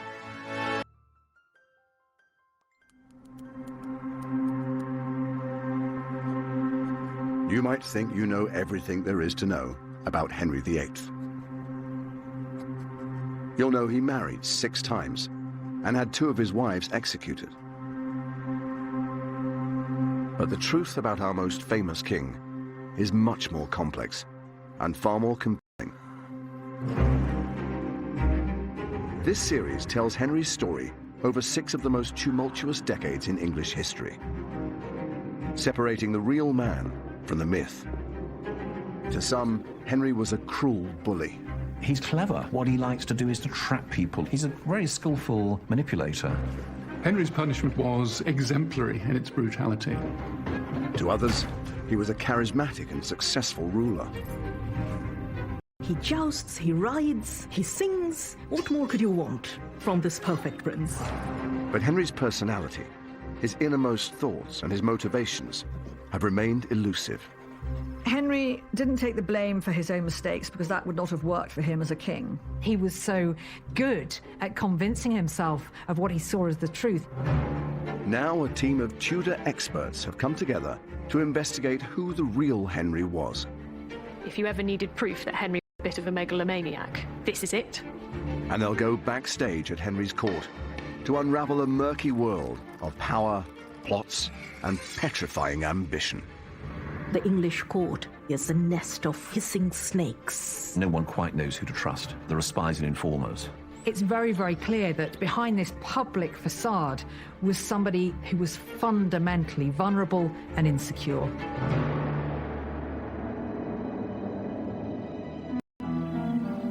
Henry VIII has been on the throne for 28 years. And the once carefree prince has become a paranoid king, suspicious of everyone around him. He's divorced his first wife. He's executed his second. And his third wife has died after the birth of his only son. Now Henry is alone. His controversial break with the Roman Catholic Church is making him unpopular, and there are rumblings of dissent across his kingdom. Feeling increasingly vulnerable, Henry commissions a portrait designed to promote himself as a formidable ruler. This is the iconic portrait of Henry. This is what everybody sees in their mind's eye when they think of Henry VIII. The silhouette of that figure could identify him just by itself. At us, he looks like a mighty emperor. It's no coincidence that the codpiece is at eye level. You can't fail to notice it. It's sending out a message that Henry is this great virile king. Everybody knows all the problems he's had getting a male heir, but this painting sets the record straight. None of that was Henry's fault. The painting presents Henry as a powerful monarch in total command of his country. But this portrait is a lie. That picture is propaganda. We know that it's been changed to make his legs look longer, to make him look more muscular. But in reality, Henry was slumping into geriatric decay. It's an image of Henry that he wishes the world to see, not the actual Henry, the sick Henry, the overweight Henry, the Henry that's suspicious about everybody, and that's also feeling the effects of the infirmity of age and the oncoming march of death. Henry is suffering from a painful leg ulcer, which deeply affects his state of mind. Sometime in the 1530s, Henry suffered a jousting injury, which caused a terrible, debilitating, agonizing disease in both his legs. Tudor medicine was rather basic, so his doctors advised that his wound would be kept open, which meant that he smelled, that his bed sheets stunk, his clothing stunk. This is a man that you could smell before you saw. The pain that Henry got from his leg was absolutely huge. When the leg was really, really bad, he could turn black in the face and just sort of lie still hardly able to speak for, for several hours on the trot. The infection had to be released, which meant the leg often had to be cut open and pus drained and ointment stuck on it. There was a lot of decaying flesh, and they wanted to remove that by cauterizing. Red irons are applied to these wounds in his leg. It must have been a living nightmare for him. Henry's increasing infirmity, his ailments, had a profound effect on his psychology. He couldn't cope with the knowledge that he's no longer this kind of thrusting young king he had been. He's turned into this incredibly vulnerable, pain-ridden old man. Henry's infirmity is laid bare when you look at his private household accounts. So there are these primitive lifts to move Henry between the floors of his apartments. He's wheeled about in a chair. He has a whistle to summon his attendants. Henry thinks that he knows how to cure his leg ulcer better than his doctors. A 16th century manuscript contains 32 medicinal recipes that Henry concocted himself. Most of his recipes are concerned with pain in the legs. So here's a plaster devised by the king at Oxford to ease the pain and swelling about the ankles. I would not use some of the ingredients today. The King's Grey plaster, for example, contains various roots, flower buds, garden worms, scraping of ivory and powdered pearls, And finally, it also contains red lead, which is deadly poison. Do not try this at home. The exact nature of Henry's health has been subject to speculation. Recent research suggests that he suffers from a rare condition which affects his mental health. Down the centuries, people have had lots of different theories about what was the matter with Henry VIII. I think Henry suffered from a hormonal disorder called Cushing syndrome. In 20% of cases, it turns the victim into a suspicious person, wary of everyone around them. They become melancholy, depressed, anxious. They can't take a decision, they'll change their minds continuously. Now, all these symptoms Henry displays in the latter years of his life. Other historians attribute Henry's increasing paranoia to diabetes. There's a lot to be said for the view that as he became more and more obese, he got type 2 diabetes. I mean, it can start to affect your mind, and you can develop elements of paranoia, and Henry certainly has elements of paranoia in these last years. Whilst Henry's body and mind are starting to fail, his enemies are gaining in strength. There are reports of a huge uprising in the north of England, and Henry has to act swiftly if he's to keep control of his kingdom.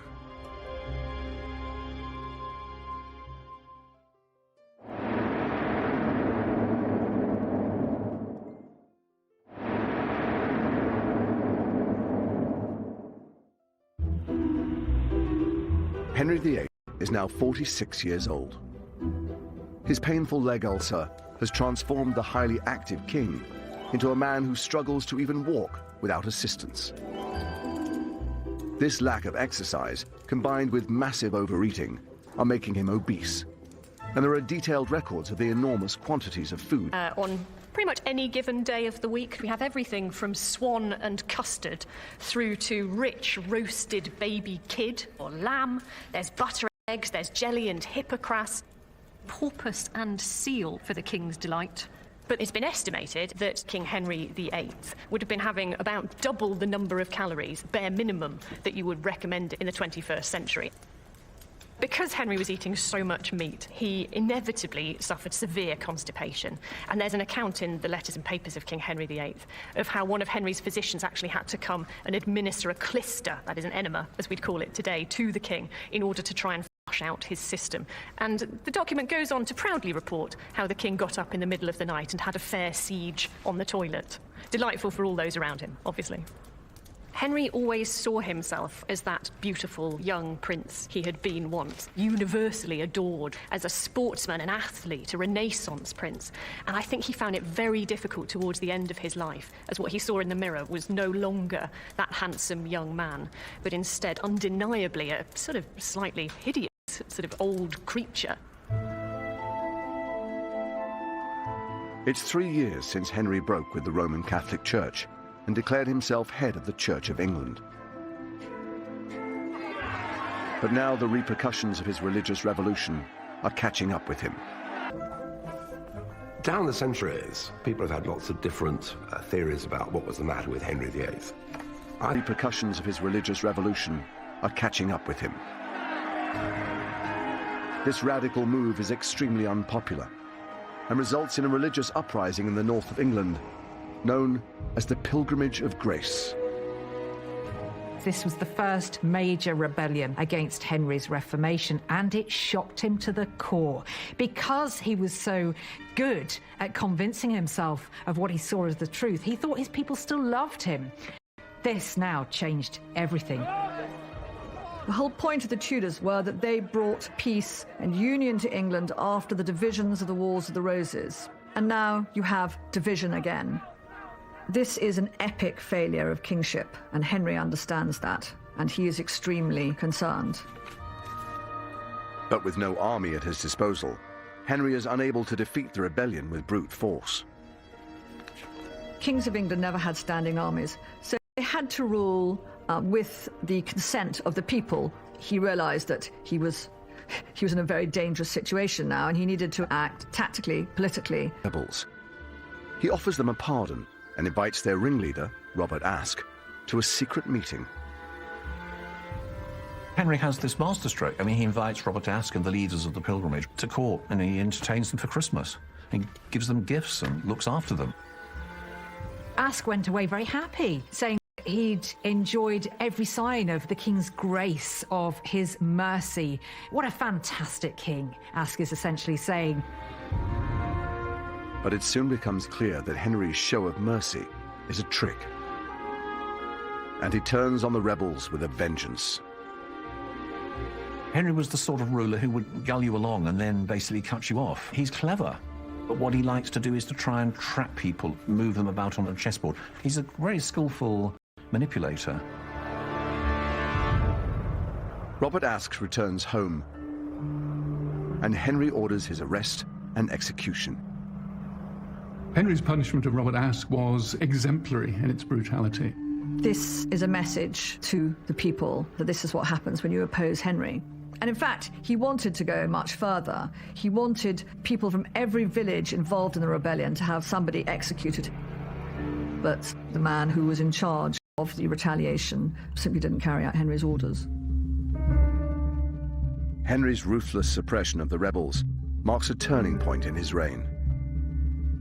England had changed an awful lot during this period. It was no longer the merry England of Henry's early years. It was now pretty much a totalitarian state. There were spies everywhere. Suddenly, nobody was safe. Nobody could trust anyone. There were neighbours informing on neighbours. So you never knew when there was going to be that knock on the door. People were now afraid to open their mouths in any public place. People were afraid to write letters and express an opinion because they were always looking over their shoulder. In the name of the king! The man responsible for enacting Henry's crackdowns is his chief minister, Thomas Cromwell. Cromwell has previously masterminded the breakup of the monasteries and engineered the downfall of Henry's second wife, Anne Boleyn. But now that Henry's people are turning on him, he shifts the blame onto Cromwell. Henry didn't take the blame for his own mistakes because that would not have worked for him as a king. One of the purposes of good servants was that they would take the blame if things went wrong. It was their advice. With the Pilgrimage of Grace, they didn't attack Henry so much, they attacked Cromwell. There is definitely a sense in which Thomas Cromwell is Henry VIII's scapegoat. Henry could step back and say, I'm innocent of this. I don't know what's going on.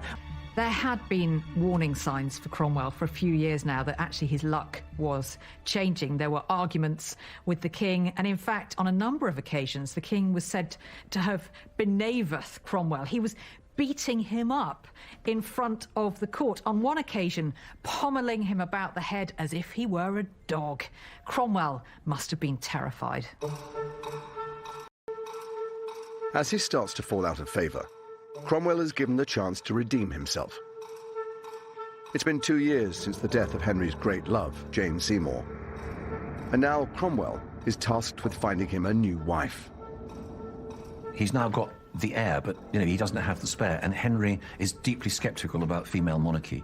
He's not excited about the prospect of either of his daughters becoming his successor. So he's looking for a new wife to produce sons. Cromwell strikes a political deal for Henry to marry the German noblewoman Anne of Cleves. And Henry agrees to marry her based solely on seeing her portrait. Well, he sees an image of a girl who looks like a doll. She's pretty, she's young, she looks very unthreatening. So Henry sees the portrait and he thinks, well, she looks a bit of all right. I'll go for that. Yeah, that's fine. But when Henry meets Anne in person, he changes his mind completely.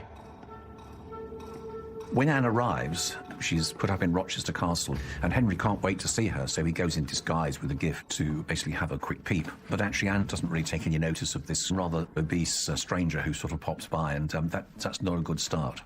Poor Anne of Cleves was dressed in the most hideous German costume, with sort of contrasting bands of fabric and a sort of helmet that looks like something out of Star Wars. And he was horribly disappointed. Henry made his revulsion towards Anne of Cleves absolutely clear. He complained that there were displeasant airs about her, and there's a very lurid description of their wedding night, and it gave him enough of a conviction to declare that she was no maid. Henry's smear campaign against Anne of Cleves actually reveals more about his own personal insecurities than anything else. Henry has for some time been suffering from bouts of impotence, and he finds himself unable to consummate the marriage. I think perhaps he has a bit of a go, it doesn't work out, and then he decides, this is not my fault. Really, it undermined his masculinity that he couldn't have sex with his own wife, but he was not willing to acknowledge that it was his problem. As far as he was concerned, it was her. Henry's PR campaign against Anne was so effective that even centuries later, enough to get rid of quite quickly, we completely overlook the fact that actually there was probably nothing wrong with Anne, and frankly, Henry was no oil painting by this time. The Anne of Cleves marriage is an unmitigated disaster, and Henry lays the blame squarely at Cromwell's feet. I don't think Henry really turns against Cromwell until the Cleves marriage. When Henry feels that somebody has obeyed him or has been working against him, he feels that the scales have fallen from his eyes and he's going to do something about it, and so he will cut them off. And he's got this infinite talent for turning loyal servants into enemies of the state, and Cromwell falls into that bracket. Seeking to exploit the growing rift between Henry and Cromwell, Cromwell's enemies at court start to plot against him. Chief among these enemies is Thomas Howard, the Duke of Norfolk.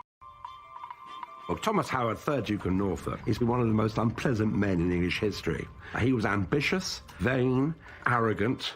For Norfolk, Thomas Cromwell was public enemy #1. Norfolk thinks that Cromwell's too big for his boots. He's a self-made man, he's not an aristocrat. The country should be run by people of noble blood, the true counsellors of the king, not these sort of upstarts. To remove Cromwell from power, Norfolk starts a campaign aimed at discrediting him. It doesn't take much to stoke Henry's suspicions. Norfolk claimed that Cromwell was plotting to marry the king's daughter Mary, make himself king. He pointed out the fact he had this huge household that could perhaps turn into a private army and take the throne by force. There was literally no evidence behind any of the charges, but Norfolk knew Henry was so paranoid that he would believe it. Henry was thinking if Cromwell has let him down, he must have meant it. He must have been in some way acting cruelly to the king, and Henry's ego was particularly precious and particularly vulnerable where he thought he'd been betrayed. For Cromwell, it's only a matter of time before Henry turns on him.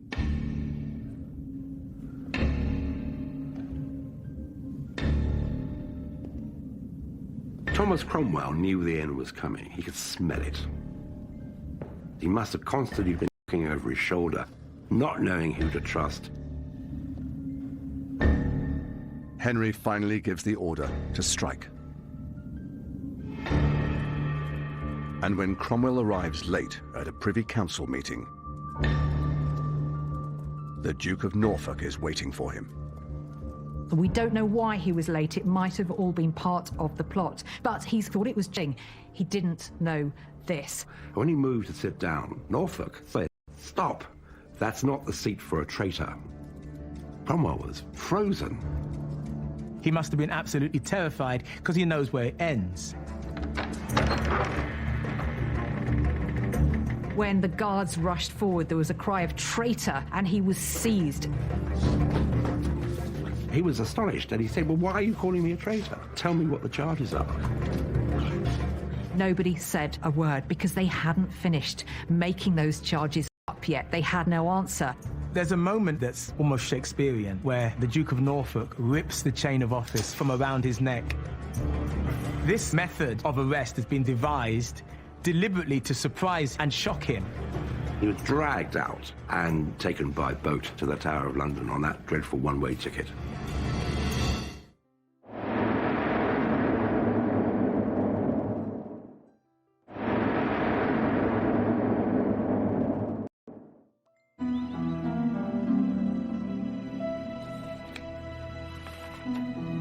Henry VIII has been on the throne for over 3 decades. After ordering the arrest of his chief minister, Thomas Cromwell, Henry's suspicions intensify. After Cromwell's fall, Henry is actually a rather different character because he starts to say for the first time, I trust no one but myself. He doesn't appoint another chief minister. And, you know, people have said, oh, these are years without a policy, you know, no one was up to the job. No. Henry believed he was up to the job. He was going to direct everything. He was so sensitive to any accusation that he was being governed by other people, that other people were manipulating him, that he was the plaything of other people's ambitions, that he did everything in his power to try and assert himself as the ultimate authority in the kingdom. Even though Cromwell is now his prisoner in the Tower, Henry still needs his former advisor's help. Henry remains trapped in his marriage to Anne of Cleves, and he needs Cromwell's legal expertise to get him out of it. There's nobody else who can get him out of this fiasco marriage with Anne of Cleves. So Henry's writing to Cromwell, asking for his help. You know, give me evidence that the marriage was never valid, that it could be annulled. So Cromwell is working for Henry till his very last breath. I think that he believes that the king at some point is going to turn around and say, sorry, all is forgiven. This is a mistake. I'm going to release you, live out the rest of your years. We're going to find a place for you, somewhere. But once the Anne of Cleves... Someone like Thomas Cromwell isn't a friend. He's a human tool of whatever it is that Henry wished to achieve at any moment. And so he will pick a tool up and he will use it, and when it no longer serves its purpose, he will cast it aside. On the 28th of July, 1540, Thomas Cromwell, once one of the most powerful men in England, is led to the scaffold and publicly executed on Tower Hill.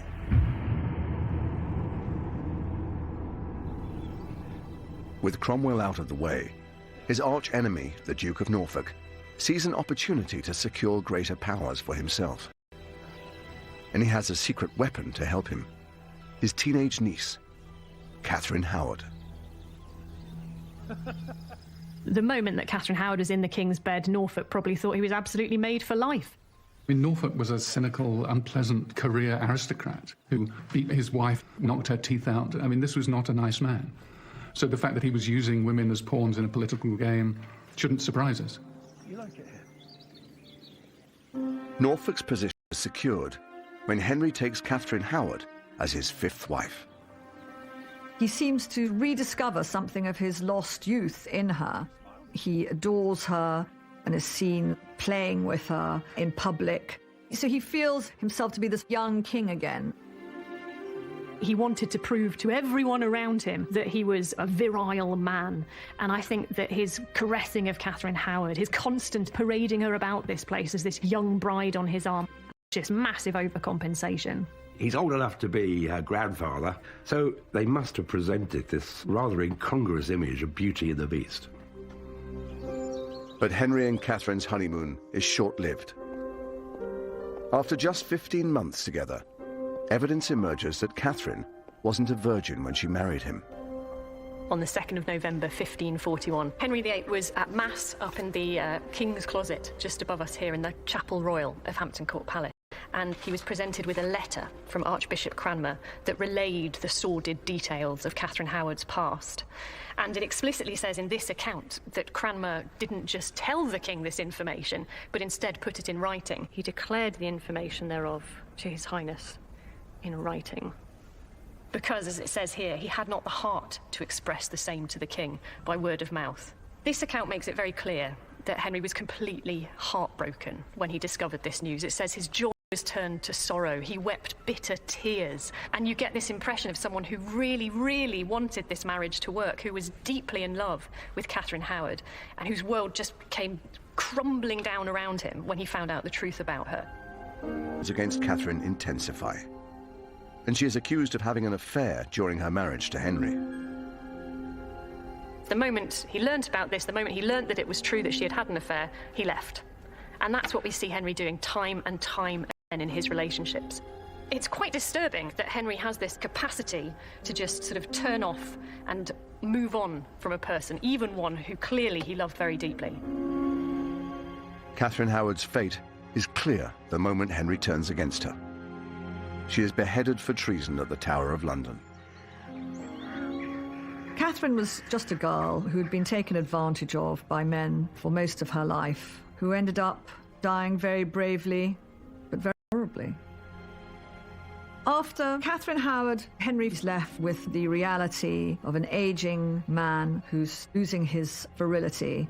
There is a sense of deep unhappiness that this is what he now has to live with, the wreck of the prince he once was. Despite 5 failed marriages, Henry only has 1 legitimate son. So he embarks on his 6th marriage, to Catherine Parr, hopeful that she will provide him with a spare heir. But Henry's also increasingly concerned about his imperial legacy. And for a Tudor king, that means only one thing: going to war.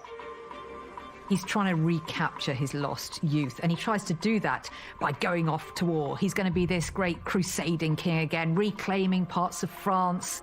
Henry grew up on tales of daring do against the French.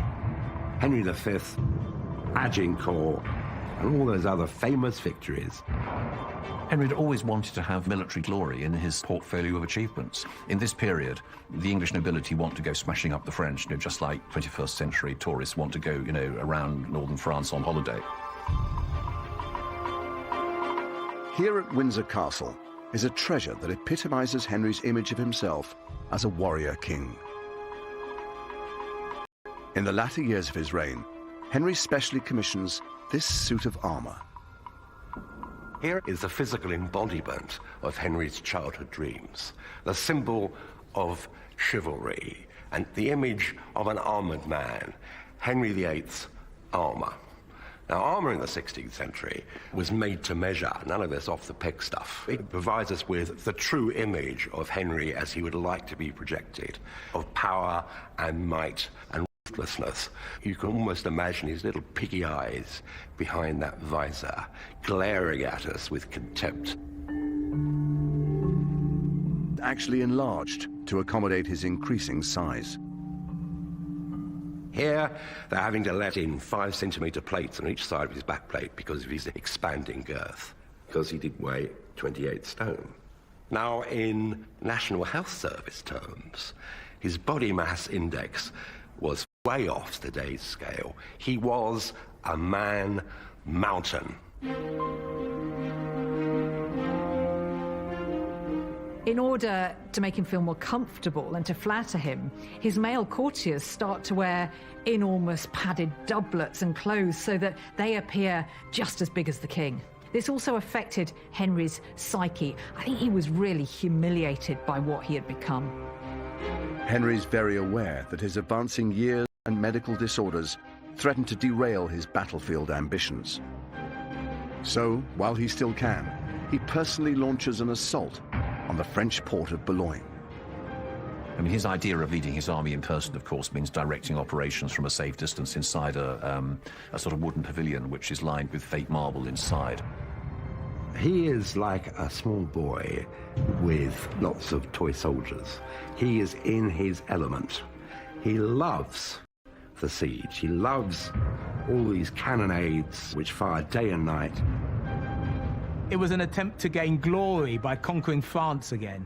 It was an attempt to resurrect the idea that England would be mighty by ruling over France. Henry's attack on Boulogne is a success, and he enters the captured port as a conquering hero. But his vanity project has a serious impact on England's economy. Henry painted the capture of Boulogne as a great victory, but it cost them enormous sums of money. And in fact, England became bankrupt by the cost of war. 5 years after Henry died, a Tudor accountant was given the task of calculating how much the wars had cost. He produced a 16-page account which showed that it had cost the poor English taxpayer, equivalent in today's money, £1.87 billion. billion. And it shows the burden which his subjects had to bear to pay for his hopes of military glory.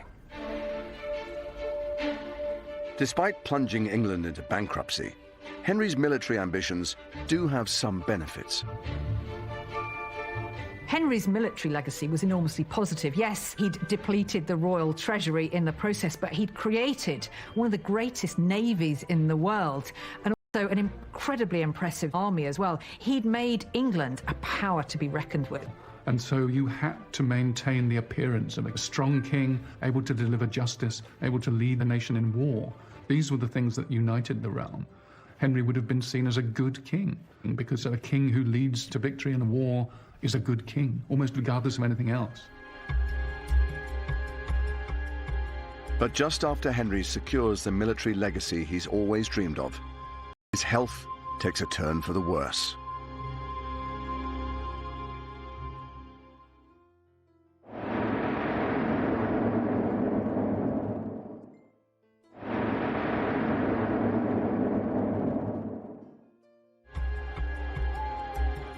As his health deteriorates, Henry takes to shutting himself away in his chambers. The last years of the reign are definitely tainted by claustrophobia. No one quite knows who to trust. And of course, because of his immobility, Henry is closeted in a secret study at the far end of Whitehall Palace and doesn't come out that much. People think that, okay, he's sort of switched off. This is not the case. I mean, this is somebody who is almost like in his lair, he's checking up on everything.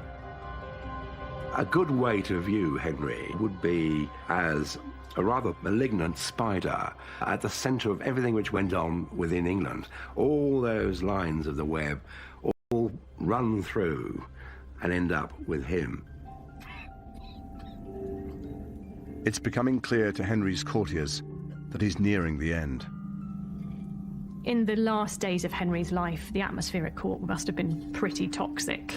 There was a sense of fear, of anxiety, of uncertainty for what the future would hold. There was a real sense, I think, that the end was coming for King Henry VIII. But no one is brave enough to mention this to Henry himself. A dying king is, like a dying lion, extraordinarily dangerous. Everybody was terrified that Henry still had the power to kill. It was said that no one would give him any official advice because they were frightened of his reaction. Imagining the death of the king was treason. So in a capricious reign where people had been charged with treason for all kinds of offences, simply telling the king that he might die is not something that even the bravest counsellors would be able to do. The only thing to say to a king is, it's a scratch, you're sure to get better. Tomorrow we'll go hunting. Everything will be fine. As Henry's health gets worse, the finishing touches are put on one of the most important documents of his reign. His last will and testament. It reveals his attempts to retain control over his kingdom even after his death. This, very excitingly, is the last will and testament of... This is Henry's last-ditch attempt at controlling the future of England. If you ever needed proof that Henry was a bit of a megalomaniac, this is it. An enormous proportion of this will is taken up with the thing that had concerned Henry right from the moment he acceded to the throne, which is the succession to the dynasty of the Tudors after Henry died. It's not a surprise that, of course, what Henry most wants is his son Edward to become king after him, but perhaps he himself was a second son, he provides for the possibility that Edward might die. In other words, even on his deathbed, Henry is still trying to claw his way into control beyond the grave. Even more extraordinarily, given that Henry, as I say, is dying at this point, he provides for the possibility that there might even be another wife in his future. Any lawful wife who I shall hereafter marry. I mean, that is rank optimism in the face of all possible evidence, I would say. I think there's something almost tragic about this king on his deathbed who has striven for nearly 40 years to have absolute power over the people in his country. And now, in his dying moments, he's still trying to do that. He's still trying to maintain control. And there's something moving about that, almost admirable, and also slightly repulsive, if I'm completely honest.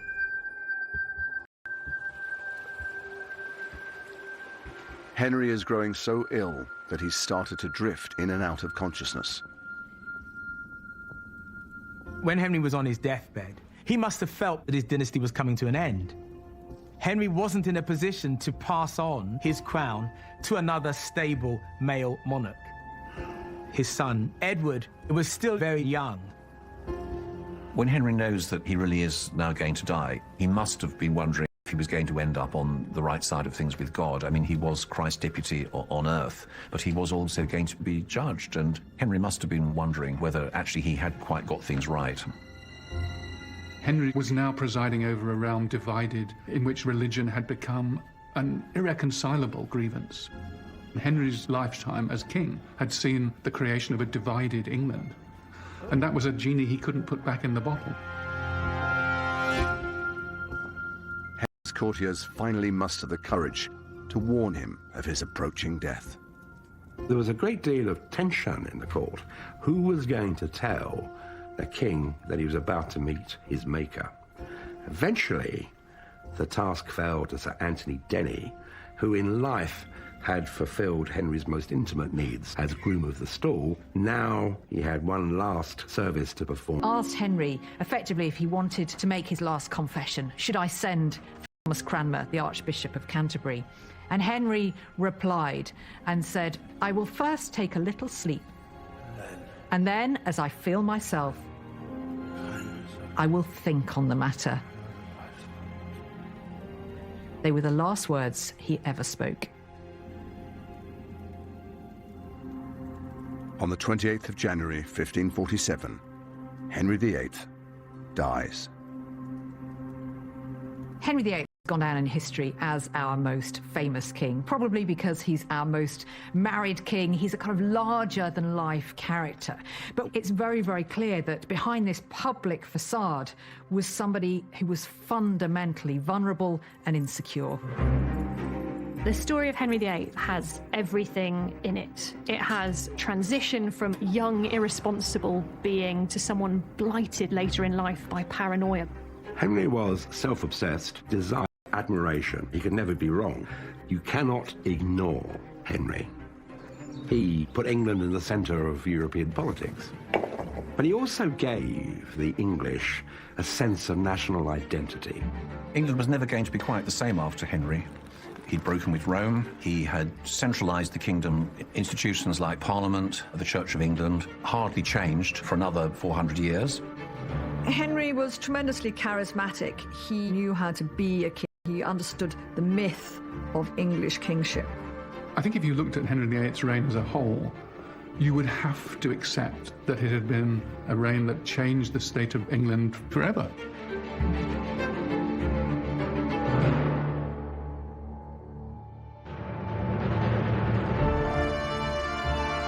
With the upcoming elections in the States, we take a look at the big history of America, brand new on Saturday at 9.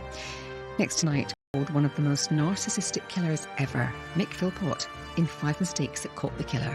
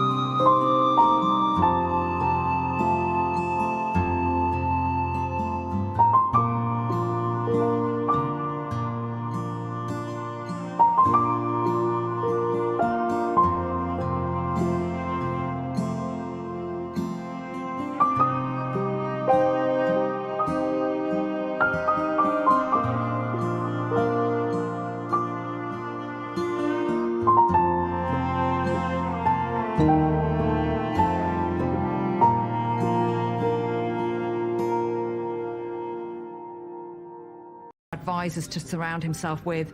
He told Henry that he had to marry Catherine of Aragon, the widow of his elder brother Arthur, and he would rule England with her. It wasn't a sort of if or but. This is what you're going to do. And Henry meekly accepted it.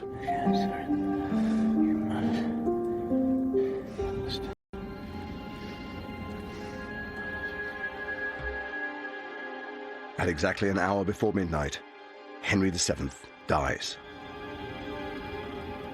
In that moment, the 17-year-old Prince Henry's feelings about becoming king would have been a mixture of apprehension about what was going to happen. Would he be able to smoothly take over the levers of power, mixed with a wonderful sense of relief that he was going to be his own man, his own master, and he could do things which he wanted to do instead of other people telling him. Remarkably, no one outside that room will hear there's a new king on the throne for 2 whole days. The story of what happened in that 48-hour period has intrigued historians for centuries.